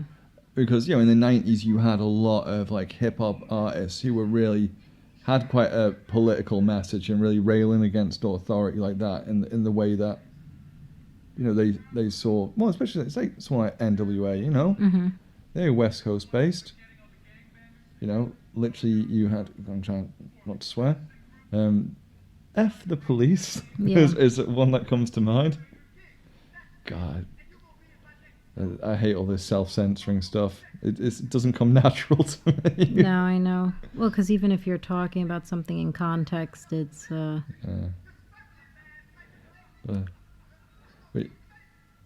But yeah, because that is pretty shocking as well. Because he just straight up murders him in cold blood yeah, as well. basically because he's making fun of him, and he just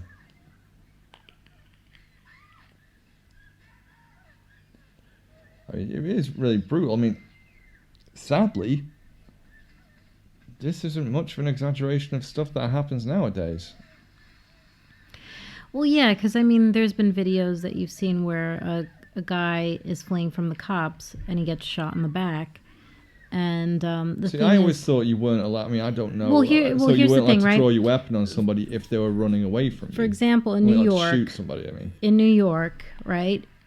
Unless you're absolutely cornered into the farthest part of your house, and the guy is, the person who enters into your house, and then they're still coming after you. I think then is the only thing like where you could sort of say it's defense. The minute the person turns their back to you and is running away, that means that that person is retreating. So no matter what, yeah, it's not you considered basically can't self-defense. shoot someone in the back. Essentially, Yeah. Well, I mean, over here, obviously, we don't have guns, but even if someone broke into your house and you used what was lying around to defend yourself, you'd really have to prove it. But I mean, I'd also you'd- imagine if their back is turned. Sure, The minute the back but I'm is saying turned, even yeah. so, regardless, Yeah. it's tricky. It's like or if you're in a fight in the street, Yeah. the problem is if someone starts a fight with you, and let's say there's even witnesses, if someone starts a fight with you, and you defend yourself, even we're talking like barehanded here, right? Yeah. If the other guy comes off worse, let's say some guy throws a punch at you and is being really aggressive, but actually he only slightly catches you, you got a little bit of a cut, a bit of a bruise, something like that, and you throw a punch back and you get them pretty square on and you fracture their orbital bone or something like that, or they fall and bang their head off the pavement or something like that, you could still end up being in a lot of trouble because it's kind of like the other guy came off worse. It wouldn't really matter that to a degree. I mean, obviously I'm no legal expert, but I've read a lot of stuff where it essentially points to that. So you have to be very careful, really.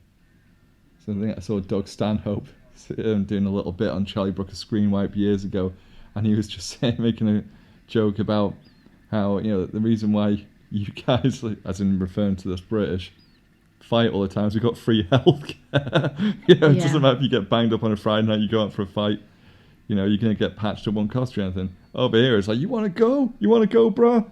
And then you sort of start doing the maths in your head, going like, can I afford it if I lose a tooth? Can I afford to get it fixed? Or if I get a broken rib? Oh, Or yeah. that's why a lot of people back off. That jacket is sweet. It looks, I think, if you're a dude with long hair and you just, you're wearing it down and you're wearing a tuxedo, it just looks like you're a Chippendale or something, doesn't it? Well, but his hair is like also like kind of grimy too, and or it's like straw. Almost like it's a wig. Living in the back of his van. They fried his brain, man. Oh. It's some more exposition of how somehow the squid technology works. If you max out the amplitude and then Yeah, it's they known never as brain fry. they never explain that it's like a lethal dose and Well, he's technically in a Elysium. permanent you coma, know? isn't he? In Yeah. this, it's like they've just, I don't know, it's like they've turned it up too high, or it's been on for too long, or Yeah. something like that. And it's Never just fried his fully brain. work it out. Yeah.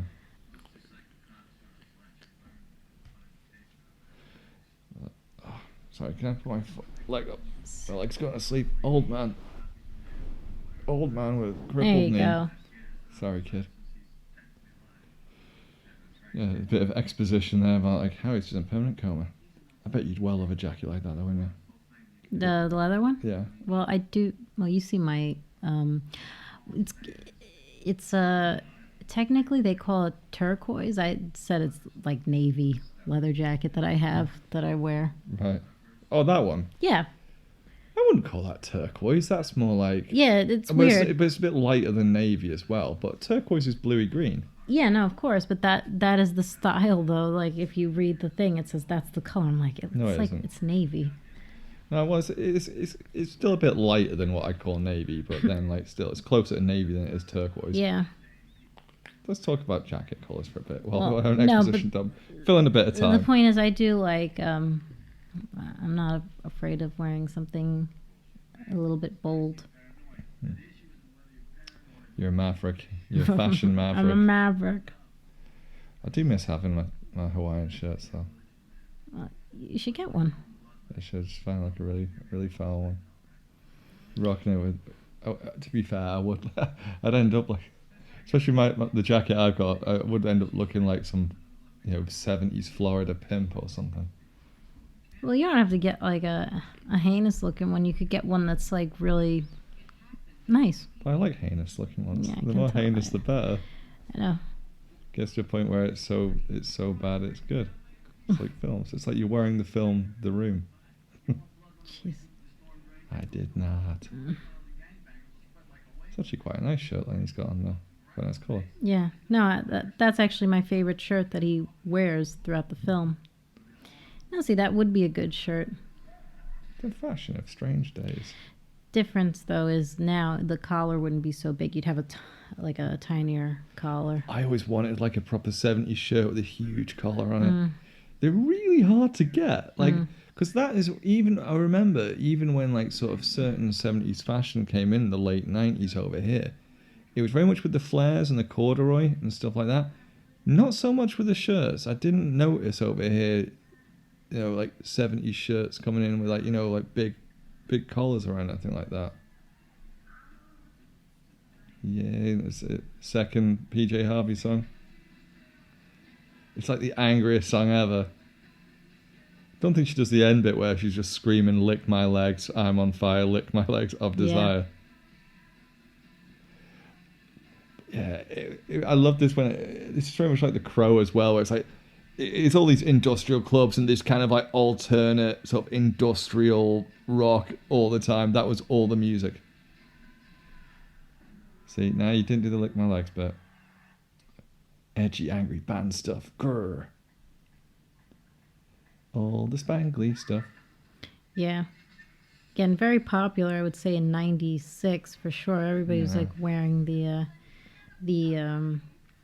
PVC and the glittery stuff and being edgy. Was it in her contract that Juliette Lewis was not to wear a bra in any circumstances? Yeah. Any of these shots? they were like, for the sake of this film, no bra. You're basically going to be wearing a tablecloth. Yeah. Oh, it's like a bit of chainmail. Just a napkin. You're going to be cold at all times. See, the whole wire trip. I love all this. I love all the jargon. It's amazing. Obsessed with playback. Total wire trip junkie. It's like Dutch angle there. Yeah. Just to show how things are messed up right now. Kind of almost looks like a set of like the '66 Batman. There. Like all the colours and the sort of Dutch angles. Like. I keep forgetting. Is Philo somewhat of like a producer too, not just a club owner? Yeah.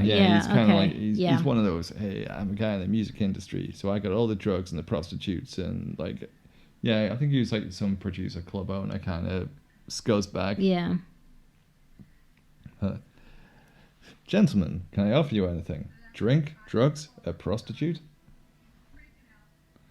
Like in my debauched industrial 90s club?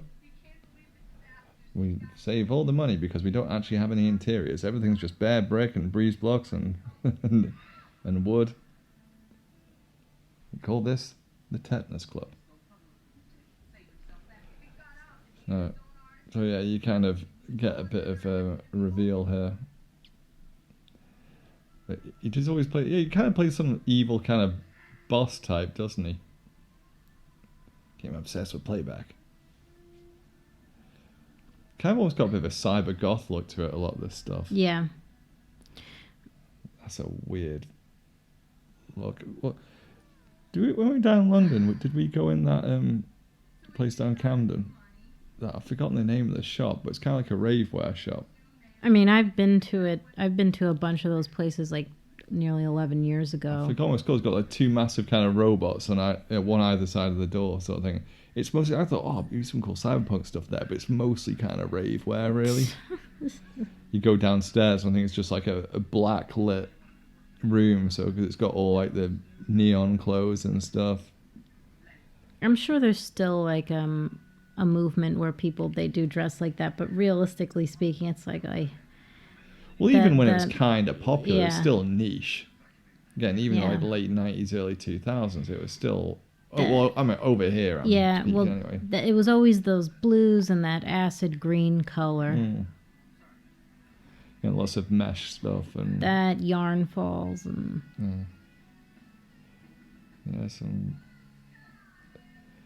So you got lots of experimental music. Yeah. Kind of heavy guitars and saxophone. What is it? Just reminds me of like the industrial the ska. Well, yeah, industrial ska. That sounds like it could be the worst genre of music ever to be devised. Industrial ska. And the mighty Deftones. That's the joke of the show, everybody. Go home. Yeah, there you go. I've peaked. I always love it as well when people try to get through a crowd. Like, they always make it look like it's way more difficult than it is as well. So when there's a chase scene and someone's running down the street and they have to violently push someone out of the way, like, you would literally slow down less if you just ran around them. But they have to go, no, get out of the way.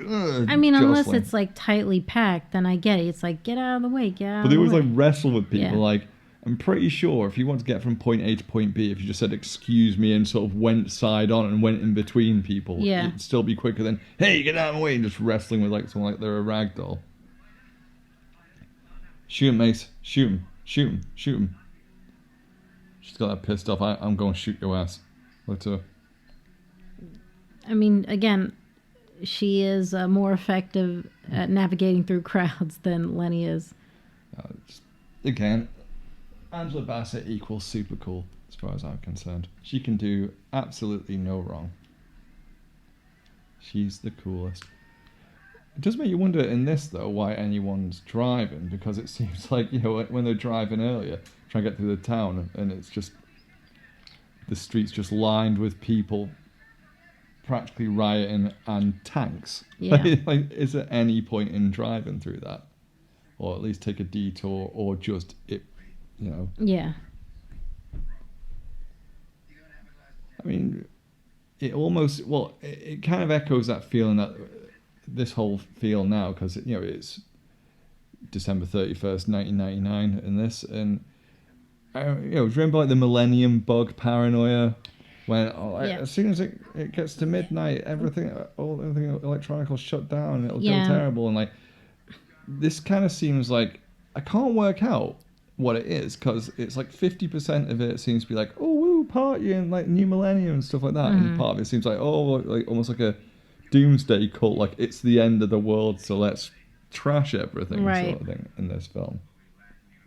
When I remember 99, it was kind of like, I just remember, especially that year, a lot of people decorated for Christmas. That was about it. Nothing really crazy. Well, I remember, I think I ended up just going for a couple of lame drinks with a couple of mates, because I was 17 at the time, so we weren't going out. And it was rubbish, just in my hometown. But it was one of those dumb things where, like, it was the most overrated thing. 'Cause I think New Year's Eve, like, celebrations are always overrated anyway. It's like, hey, it's just like any other night, only this time you'll pay 4 times as much for the same disappointing night. Because we went local, but there's all this kind of stuff that people were volunteering to babysit for people and charging exorbitant amounts. And even local pubs in a little town where I grew up, right? They're charging some like 20, 30 quid on the door just to go in the pub. And I was like, screw that. Hey, there you go. This little sample from the Fatboy Slim song. Right here, right now. Because I didn't actually know that beforehand. It was like when watching the trailer for this, because I'd forgotten that bit. And I'm like, is that the bit from the Fatboy Slim song that they sampled? They sampled that. And I wikied it, and lo and behold, I was right. So yeah, I've got a good ear for Bassett. That's right, Lenny. Memories are designed to fade. Yeah. I mean, that is the thing, though. It's almost like the film that I haven't seen. I heard it was a bit there. But that Surrogates film. Yes. Where the whole point is everyone has these indestructible sort of android avatars sort of thing. And it's showing that people are just withering away in their homes because they can do whatever they want out on the street because their avatars are, you can take more risk. It's better. It's like they improved you. So why would you risk anything and go out in the real world when you can live vicariously through your indestructible robot avatar? With this, it's like, well, if you had some treasured memories that were perfectly preserved in HD clarity that you could visit whenever you wanted, then what drives you to progress? Sure. Because if you can take the best bits out of your life so far and the best bits out of other people's lives so far and literally experience them on across the sensory levels, I think. And especially if you live in a world that's, crap. I mean, really, your brain would be like, well, this is better. Yeah. I'm happier here.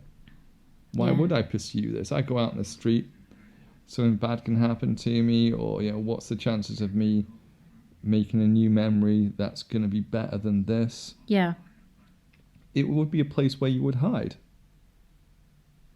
So you could see how destructive it could be.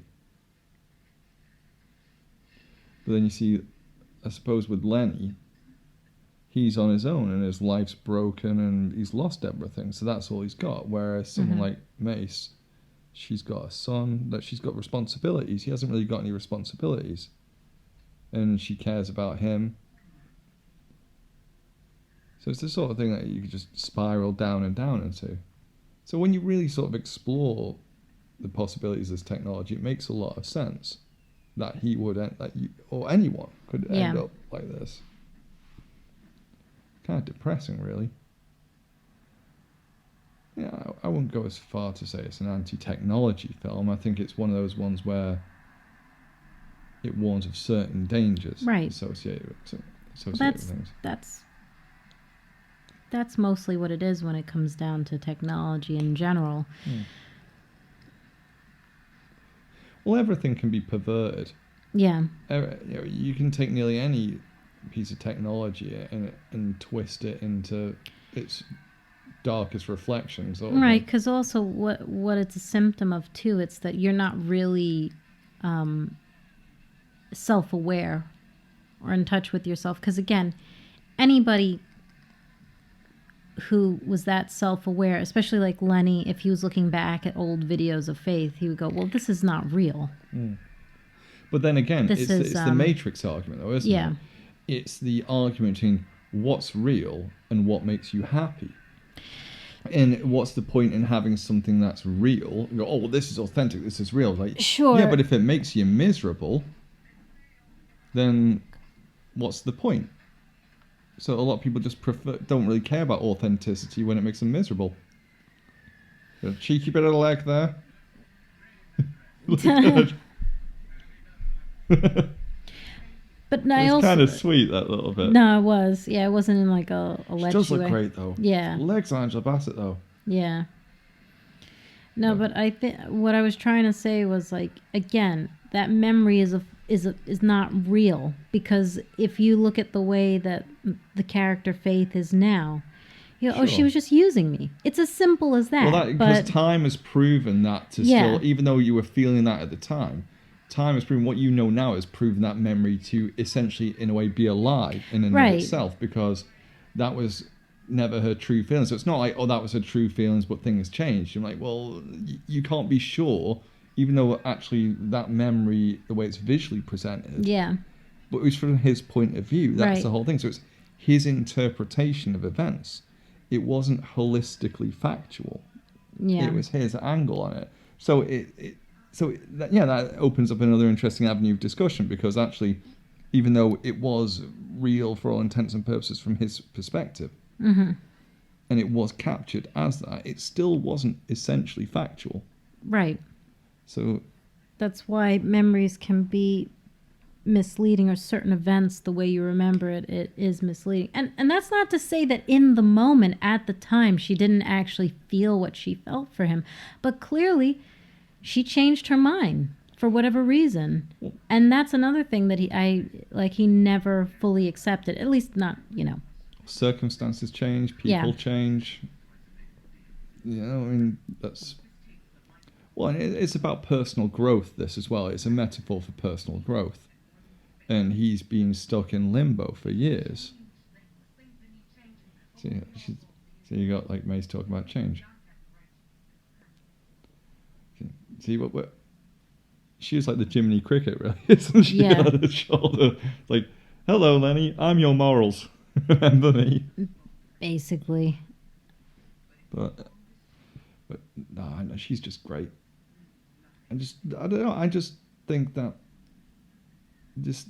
actually, apart from this film being glossed over and forgotten about, this role of Angela Bassett gets glossed over and forgotten about. Or other people. So I just think she's brilliant. I've said that about 1,000,000 times already in this, but I just think she's brilliant. No, because the thing is, like, one thing that I personally don't really appreciate in a lot of stories is, like, certain people, they write a female character the way they think they should be written, instead of, like, well, she's just written as any character. You could make this character a male character or a female character. Her role is just that. She gets on with it. Well, it's usually what they tend to do is they try and make that female character devoid of emotions and try and make them tough, right? It's like forgetting the fact that actually, your emotions can make you strong, and like. But they also do that for male characters as well, unless they make it like a straightforward, like, weird sort of like action, like it's just total fantasy. Yeah, unless it's like straightforward. But then again, you should enjoy those for what they are, as in, like, they're a dumb distraction. They're not trying to say anything powerful about the human condition. They're just like, hey, this is kind of just fun and silly. It's power fantasy. It's a power fantasy. It's like the E3, like, is it? No, QuakeCon Doom. So, are you going to say, is it a power fantasy? It's a power fantasy. So basically, what is it? Playing the Doom guys. It's like a power fantasy. It's like, I didn't realize that. You're not the one I ordered. Wait a minute. Props to the guy in the background, that extra, just rocking that hat. I know, it's just ridiculous. That's one of my favourite games to play when I'm watching a movie. Like, see if there's either some extra just being crap at their job, or really trying to, like, work it as much as they can. See, this wouldn't happen now. It says cynical me. Like, you give the recording to the police commissioner and he just bury it. Yeah, and he's, like, actually, like, a decent human being. Yeah. Hey, yeah. Because I love that even when he beats him, right? Because Lenny's such a chump, he has to sucker punch him. Yeah. Like, you just couldn't, that's the only way he's going to beat a dude like that. Right. I love that, like, weaseliness comes through. Yeah. So, like, almost like, hey, your shoelaces are untied, But it's got an interesting jacket. It's like a Tails, that is, isn't it? What you looking at? You never seen a stereotypical hood. And yeah, there we go. Yeah. Shoot her in the face. Shoot in the face. Shoot in the face. Yeah, what do you... She's going to try to knife her. Cool. I really wanted to shoot her in the face. That's kind of hot. You earn that money, Mr. Mime. Yeah, but as if like you couldn't see the gun, like where she stashed Yeah. it. I mean, that dress is so short. All right. See what chef for lunch. No, William Fichtner's got that really almost like Isn't he the shark-like best, look to folks? him. I really lucked out with this man of mine. I'm so lucky. I could die. Yeah, William Fichtner has a real sort of shark-like look to him. I think he's got Yeah. that kind of like laser-focused kind of Dead eye. yeah, but in a really cool way, like cold kind of expression. But again, like I don't know what I'm not an actor. I'd imagine it must kind of get annoying sometimes to get, typecast and stuff. But I'd also think, hey, it's work, and I could be doing a worse job than this, mate. So there's another one. See, I don't quite get why he had to go to such extremes to. Isn't it risky placing all this stuff to torture Lenny? Kind of thing. Yeah, but if he's like a psychopath and he's egotistical, I he guess, doesn't but care. yeah, I suppose. You know? There you go, more jostling. Where she just manages to walk in between people. Like, hey, everyone, get out of my way. Stuff, things. See, if she was smart about this, she would have put on a wig.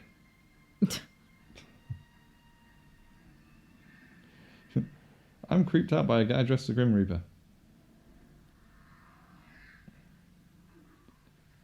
See, this time, people who bought the Virtual Boy felt proper ripped off when they realised this tech was available.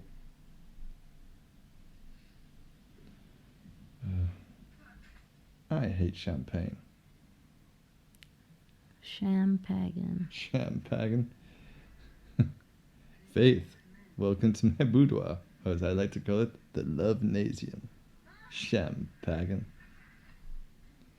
Oh, I'm starving. I need to eat something after this. Thought I'd share that with your listeners. Yeah, thanks for letting everybody Oh, know. my blood sugar. That must be the best thing about the acting of him. It's like, look pained, look upset. Have your eyes closed there, Rafe. Just stumble around the room a bit. But this was quite a good twist on it, actually, I thought. Yeah. The way they did this. Because it was kind of like the sort of final sort of twist of the knife to Lenny kind of thing. But yeah, because you don't know, like, obviously you think it's going one way. But again, it just exposes, I mean, like, Lenny to be just kind of like the sucker that he's been all this time. Oh, yeah. Because he all the way through, he has been rather easy to manipulate.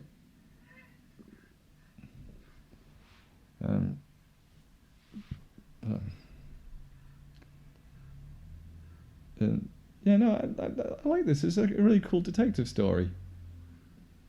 Because you're not expecting it. And there he is. He's been all frazzled and stuff.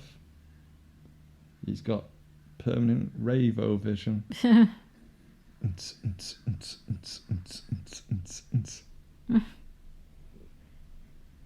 Feel free to participate in any part of this commentary, by the way. Oh, I'm letting you talk because I feel like I'm kind of filling in a little bit. Oh no. Oh no. Just let your ego run away with you. I'm doing my ego. I'm running out of stuff to say. I'm padding this. It's one of those awkward bits of the film where you're going like, stuff's happening, not really much to talk about on it. Well, again, it's the callback, a horrible callback, except like you said, it ends differently this time because it gets interrupted because Lenny thinks that he's gonna go find Faith dead. Instead, he finds Michael Wincott's character. Yeah, with a Faith mask on. No, not really. Like a twist inside a twist of a twist of a twist. It's a twist. What a twist. What a twist. Again, Lenny, don't make I should think I want to join in. Lenny, these are squid people. Oh, the reveal, and it is Da. Tom Sizemore is the main antagonist. see, slight criticism of this. It does kind of seem to come a bit out of left field, this reveal, in terms of like running up to this throughout the film. There's not really anything that points to why he'd be this killer, you know? Or the main protagonist behind the... I mean, antagonist behind Yeah. I just assumed that it was some kind of power struggle. Well, yeah, it's kind of a jealousy thing, isn't it? Yeah. Good God, I mean, all over Juliette Lewis, eh?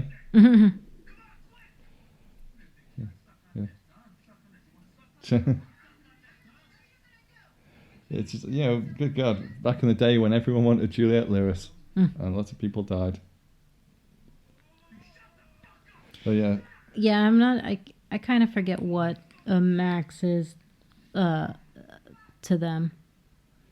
Wasn't he just a bit jealous or something? Because wasn't he also working for them or something like that? And like basically just hated Philo, and he was a bit jelly. Possibly. And she was just, again, Faith was just being selfish because she was just, again... Well, yeah, I think that this was the next leapfrogging she was doing. She's like, okay, so now from Philo, go to him. Yeah, she's just using people. That's the whole thing. I mean, she's not a good person. What I'm saying is, up until this point, you never had any idea that Max was a bad guy. So it did kind of come out of left field. That they didn't really, lay any groundwork, any seeds of suspicion there, I feel. Then again, though, if you look back at his actions, right, he's kind of like a cold, sort of sociopathic person, the way that he kind of is like pretending he's like feigning concern, like when you but see then you Bridget didn't know Baraco's that, character. though. Yeah, no, of course. And also him and Lenny go back a ways, so you're thinking they seem to have been friends for a long time, apart from Mace, was the only person you could rely on. Yeah. So you don't really assume that.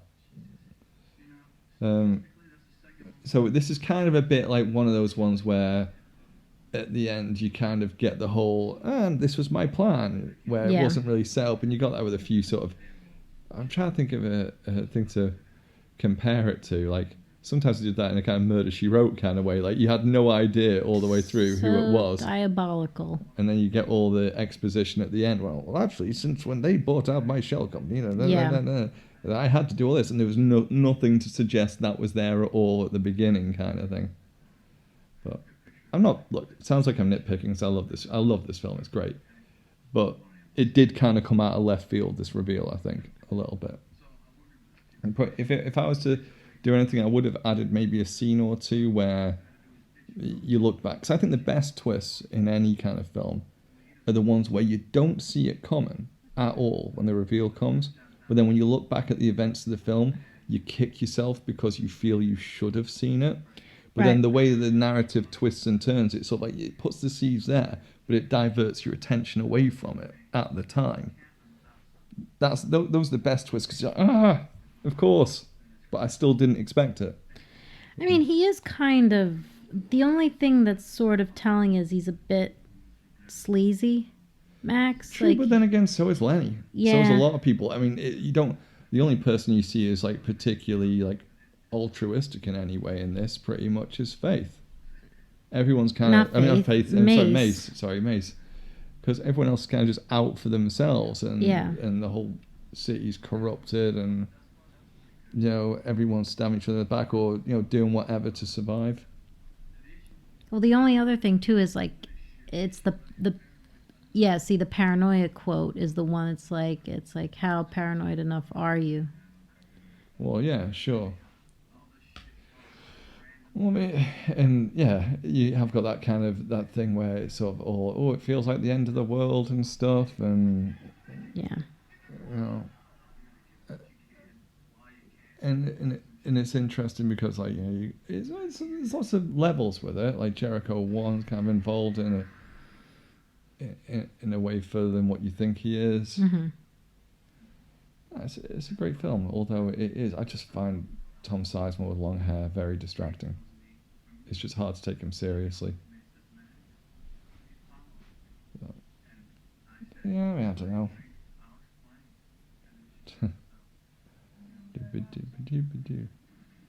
Yeah, she is. She's kind of like, I think they kind of portray her as a sort of femme fatale type, don't they? Yeah. Whereas, like, she feels a bit sorry for Lenny. She doesn't hate him, but he's not for her, and she doesn't. The point is, she doesn't like white knights. She's like one of those people who permanently go for the wrong guy. Yeah. And that's not. Also, it's her fault as well, because she's ultimately a selfish person. She's not a good person, and I quite like that, because the way it started off is you kind of expected from because you saw things more from Lenny's perspective, where you thought like, oh, maybe she is just this sort of like damsel, and she's fallen in with the wrong crowd, and Right. maybe she does need Lenny to rescue her, but she's just trapped. You're like, no, she's just not a good person. She's fundamentally just, she's not a good person. She actively chose this way of life, and she sticks with it all the way to the end. Right. And it's kind of like a hard cautionary tale for Lenny, really. But then again, that's the thing about it's. But then I still wonder why she tries to save Lenny in that moment. Well, I just think she doesn't want to see him dead. Like for what it's worth, she has a small amount of affection. She does realize at the core of that he did love her and did want what's best for her, and he's fundamentally a good guy. And I don't think she's so evil as to want him dead. Sure. She just doesn't want him in her life either, but she doesn't wish death on him. She doesn't want anything bad to happen to her. But he's pretty scuzzy. Well, Lenny. No, she's pretty scuzzy. No, she is. But I mean, like that's. But then not, I guess, 100% scuzzy. I guess. Like, well, the weird thing would be after all this, Lenny, I was just trying to do this for you and me. I was just trying to get all the money, you know. Oh my God, the wig's come off, and now we see modern day Tom Sizemore. But it must be a good wig, because like no one ever guessed it was a wig. Yeah. All this time, so that's some. Oh yeah, this part. This is great. Yeah. This is really good, because it's a really brutal fight. This as well. He's probably just like, pulling his wrist along like a broken glass. And this is great. It's just like it's probably like brutal street fight. And you shouldn't have followed through so much of that swing, should you, Leonard? Mm-hmm. I'm not sure how you should be able to effectively fight with a knife lodged in your back. Oh, yeah. But, I imagine it burned pretty badly. Well, apparently, I've heard about when it comes to being stabbed, it feels like just being punched really, really hard, because you just feel the impact of it, and it's only like after the initial sort of shock and of the burning. Ugh. Yeah, that's when it really, really, really hurts. Like a little bit after. At first, you just feel like the force of it. Apparently, so this will teach you for wearing a tie, won't it, Lenny? With a particularly, I'm not sure if you could support the weight of a full-grown man, especially as big as like Tom Sizemore, with your neck. Come with me. Especially again once you've been weakened with a blade in your back. Yeah. It'd be funny if you just sort of fumble for a bit longer, like can't reach it. Probably not the point where I would have cut it. I would have cut it at the smaller bits, you know. Yeah, Lenny. Oh, you see the string. Oh, you see. Oh dear. They didn't. That's what happens with HD. Reveals some of the tricks of trade. That was like, falling down his descender rig.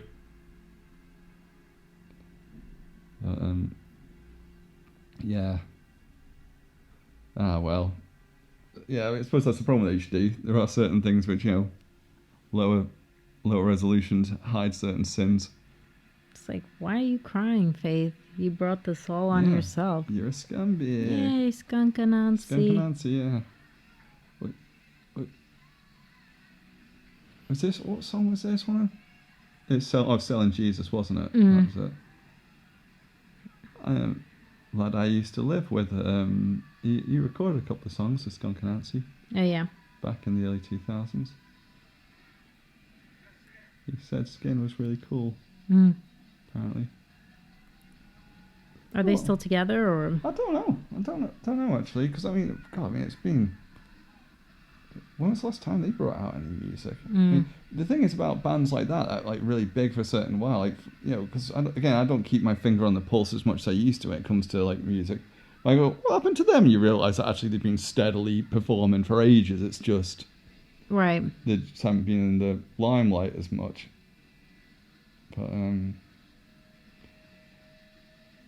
yeah. I probably would have wore combat boots with that dress. Now she's like barefoot, as if there's no glass. Yeah. And she's running. Gets to the end, there's like just a collection. See, now you're screwed anyway. Because you've got. Here's the point. What does it matter if there's evidence? Yeah, or because not? cops are not supposed to fire into a crowd. Well, yeah. Well, the point is, doesn't matter. This is the point where it just negates it because like, doesn't matter whether that evidence isn't there or not. You've just shot several unarmed civilians Right. with only about 1,000 witnesses. Right. Right. So, it doesn't really matter anymore. Oh. See, I love the way she fights in this as well, because she fights brutal. Yeah. Like, oh dear, looks a bit rubber. Again, that Yeah. that But Billy it Club. is. But it is like she is brawling. Like, Yeah, but I you like know. that though. Just tase him as well. It's Yeah. awesome. Yeah, that is weird though. Tasing with a gun in his hand, because then he would have blah blah blah. Well, depends, maybe. Yeah, it does depending on when you get tased, it's tend to make you tense up. Can you imagine take out 2 cops on her own because she's awesome?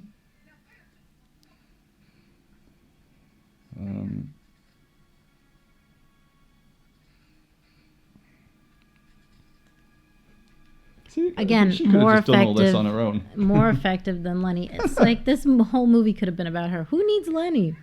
Well, because I suppose technically, because really it wouldn't have worked with just Mace, because she would never fall for that crap in the first place. I know, It would have that's- been a shorter film. She would have just got it I sorted. mean, like, and I solved all your problems and doing my day job Yeah. and In between, like, raising my son on my own and having a day Right. job, right. I solved a police corruption conspiracy.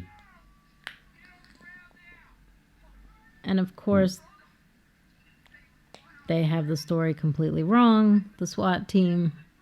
Well, again, it wouldn't matter because, again, they've just shot a bunch of innocent people in a crowd. So which I think does kind of slightly throw a spanner in the works of the story here, because it's and we found them innocent of this murder. It's yeah, but there's all these witnesses that you can't deny. They've just gunned down a bunch of people.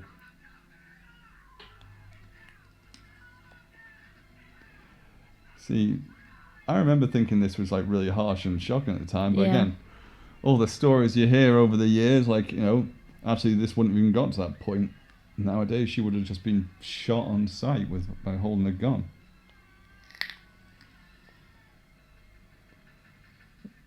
Riot, yeah. Well, yeah, again, you wouldn't want to be one of those cops in the middle of all that, would you? Considering they've been beating the crap out of people in the streets Right. for days. Because they look very much outnumbered there, don't they? Right. About 500 to 1. So you're not really going to have any chance. The good thing in this case is obviously the people realized that something else was going on, and they sided with her. Well, again, it does have echoes of the LA riots in '92. Yeah. It's a kind of Rodney King. Well, it's only so much you can push people before they push back. Essentially, now you got. They're bringing in the See, army. this does seem like is this city under some kind of martial law? Because this looks like they've got the National Guard in, Well, yeah, they don't. which you only tend to bring in times of severe civil unrest. I'm pretty sure that's a policy of your country anyway. Yeah. Well, at least was for a bit. I don't know.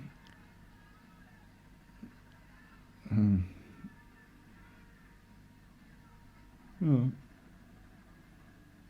You'd think there'd be a bit of tear gas going on there or something. Well, that's another thing which I thought wasn't very realistic. I'm surprised that there wasn't anything like that. There'd be tear gas and rubber bullets and that.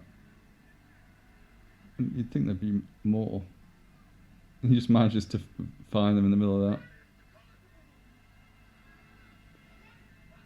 Yeah, William Fisher doesn't really have many lines in this, does he? No. He's kind of like D'Onofrio's sidekick. I got the mini disc. Or in a slash fic, that's his boyfriend, and he's trying to. Really bizarre, strange. Actually, that would be like some weird, kind of codependent. Like, I actually thought that for a while that they might have been dating. Like, I had this like weird theory, and like, yeah, because like that they were super super close. Well, it's more like William Fisher's character because he didn't really perform like the murder in the first place. Yeah. He was like the sort of put upon partner sort of thing who just kind of. Well, it's had to like be that loyal to him. when two psychopathic people get together and they're a couple and then they do awful things Your or Bonnie and Clyde types. Yeah. Well, yeah, that's exactly what I thought. He's so sweaty. But he's the one who pulls the gun. Like, that's not going to work though, is it, mate? Because look, when he kills himself, Yeah. then Vincent D'Onofrio's character is really upset, and I'm thinking to myself, you know, it's almost like William Fisher's character's the slightly more sympathetic out of the two. He's more the enabler as opposed to the primary monster. This is why I kind of thought that they were in a relationship together. Because you should tweet Catherine Bigelow, ask her. Well, I mean, that's actually kind of cool. I think about it because it adds. I like the way he's dragging his body as well. That's a cool image. And he's like obviously completely unhinged. He is good at playing someone who's completely unhinged. It's very much like reminds me of Private Pile and Full Metal Jacket. Yeah. Well, again, like, dude, there's no way you're not gonna get shot. Like, yeah. There you go. It's like the end of Die Hard. Get together, have a few laughs. Good old Die Hard. And he faints. Yeah, no, she's just been beaten loads as well. She's the one looking after him. One little knife wound to the back, and he falls into a swoon. She's just had the crap kicked out of her by several cops, and she's just getting up there. I do like how the stories do diverge, and then they come back together at the end. Yeah, and I really like how actually because I like the way it ended with Faith getting arrested and stuff like that, because she's not a good person. Yeah, no, she isn't. She's terrible. She wasn't worth saving, and that's the whole point in the first place, Lenny. She wasn't worth saving. Yeah. She was a bad person. And it kind of... yeah, and I do think that he... dabbing with a bit of rolled up bandage. And I do think he probably feels bad that he chose wrong, too. Like, he chose to put a lot of effort. He chose to believe the best in this person when... And actually, he had repeated obvious signs of that he was barking up the wrong tree as well. Like Happy New Year! It just bleeds out. Oh, yeah. God, I bet that took a fair bit to organise and set up that shot. Several trees worth of confetti flying through the air, and you just don't really do that. You don't get that anymore, do you? Just like in New York, you do. No, I mean like in a film. Oh, where you'll just have like a shot and you'll have like 500 extras or something, or like they'll just comp those in. Yeah. When it comes to like a crowd, if you're doing a wide shot or something like that, they'll just CG it, which to be fair is understandable, because the cost and the arsake of like corralling all those people, and it must be a nightmare to shoot something like that. If the confetti doesn't fall right, or there's still obviously somebody... works though. No, I mean it's great. It does work, but I'm just saying that you can see why they'd CG something like that nowadays. You can't really blame them. But it's incredibly memorable. Like there's a lot of little beautiful things, like the way the confetti falls or it falls away. Again, it's just... Well, I like this as a love story as well. Yeah. Because I think it's more realistic as well. Yeah. It's a sort of more subtle... You can see, it's more like you see the affection there, and That's always my favorite sort of love stories too. It's a bit deeper. It's not as corny. It's far more relatable. And I love the way he turns around and he's looking out over the crowd, and it's everything. Time slows down. Yeah. Hey, look, I mean, like, if you're not going to take a woman out to dinner after she saved your life several times, I mean, it's the absolute least you can do. It's like, I know I've got a grievous wound in my back, Mace, but,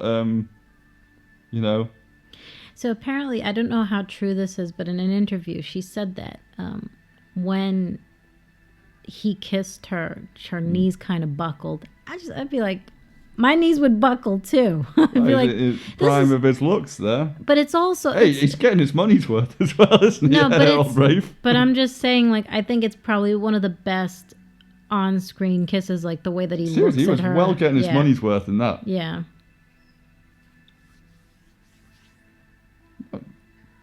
It's like, meanwhile, it's like you're still bleeding quite profusely there, Lenny. Think you might have a punctured lung. Should probably get this looked at. No, it's a long film, and I guess. Thanks for pointing that out. No, I guess if you really wanted to, right? I guess you could make tiny trims here and there, little bits here and there. Jay Cox. But I don't. I've watched this many times over the years, and I've never felt bored by it. And actually, I think it's a testament to how well it's made. Because I think if there's a kind of whodunit kind of film, there's usually less of an inclination to go back and watch it again, because most of the film is a framing device for the mystery, and like, oh, well, now you know who's the murderer, and what's the point in watching it again? But I just think the world's so well realised, and it's just so detailed, and it's just great.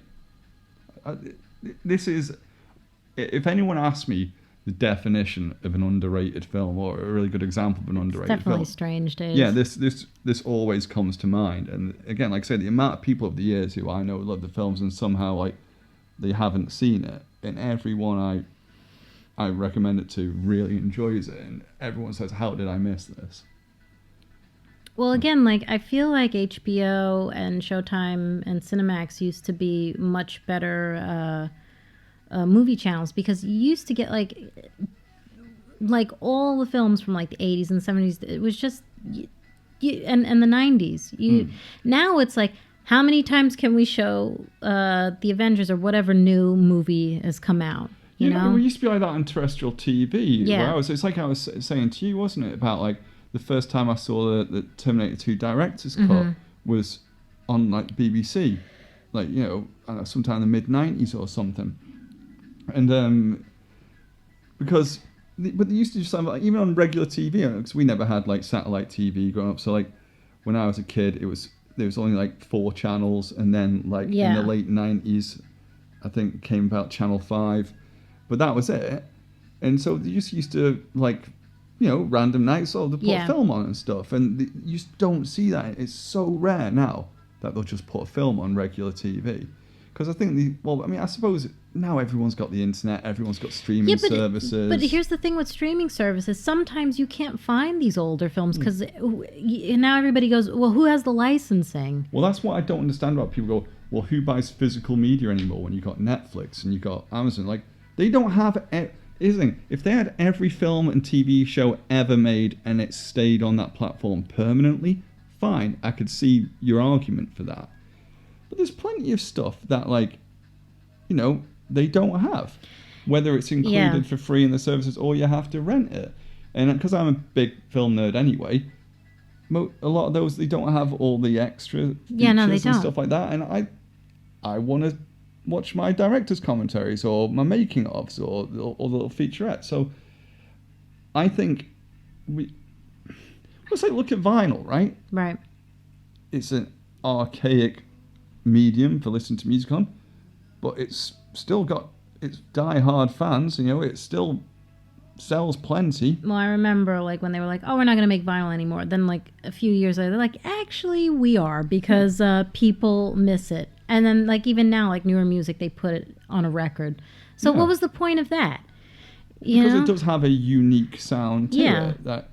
But then, I mean, I've got a whole bunch of Blu-rays, and I'll keep getting Blu-rays, because I like I do quite like having a collection, but I also like going like, well, I feel like watching that now, and I know I can watch that whenever I want because I own it, as opposed to, oh, I was going to watch that on Netflix, but actually they took that down. It's not like you tend to get warnings with it a lot. I know with Amazon, they will have a separate category, which is like, films with a limited time left on Amazon or something like that.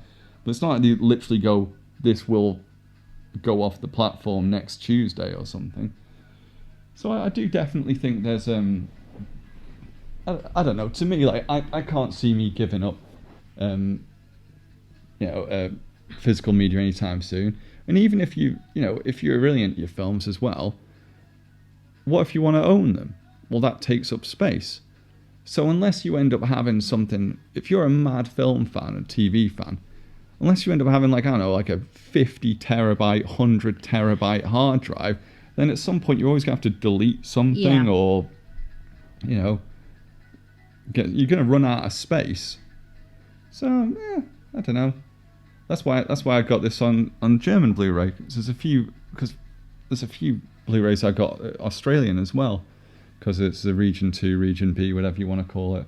But I will say, you guys, America does tend to have like, a broader array of things. Like your Scream and Shout factory release is really cool. And you've got a way more extensive Criterion collection.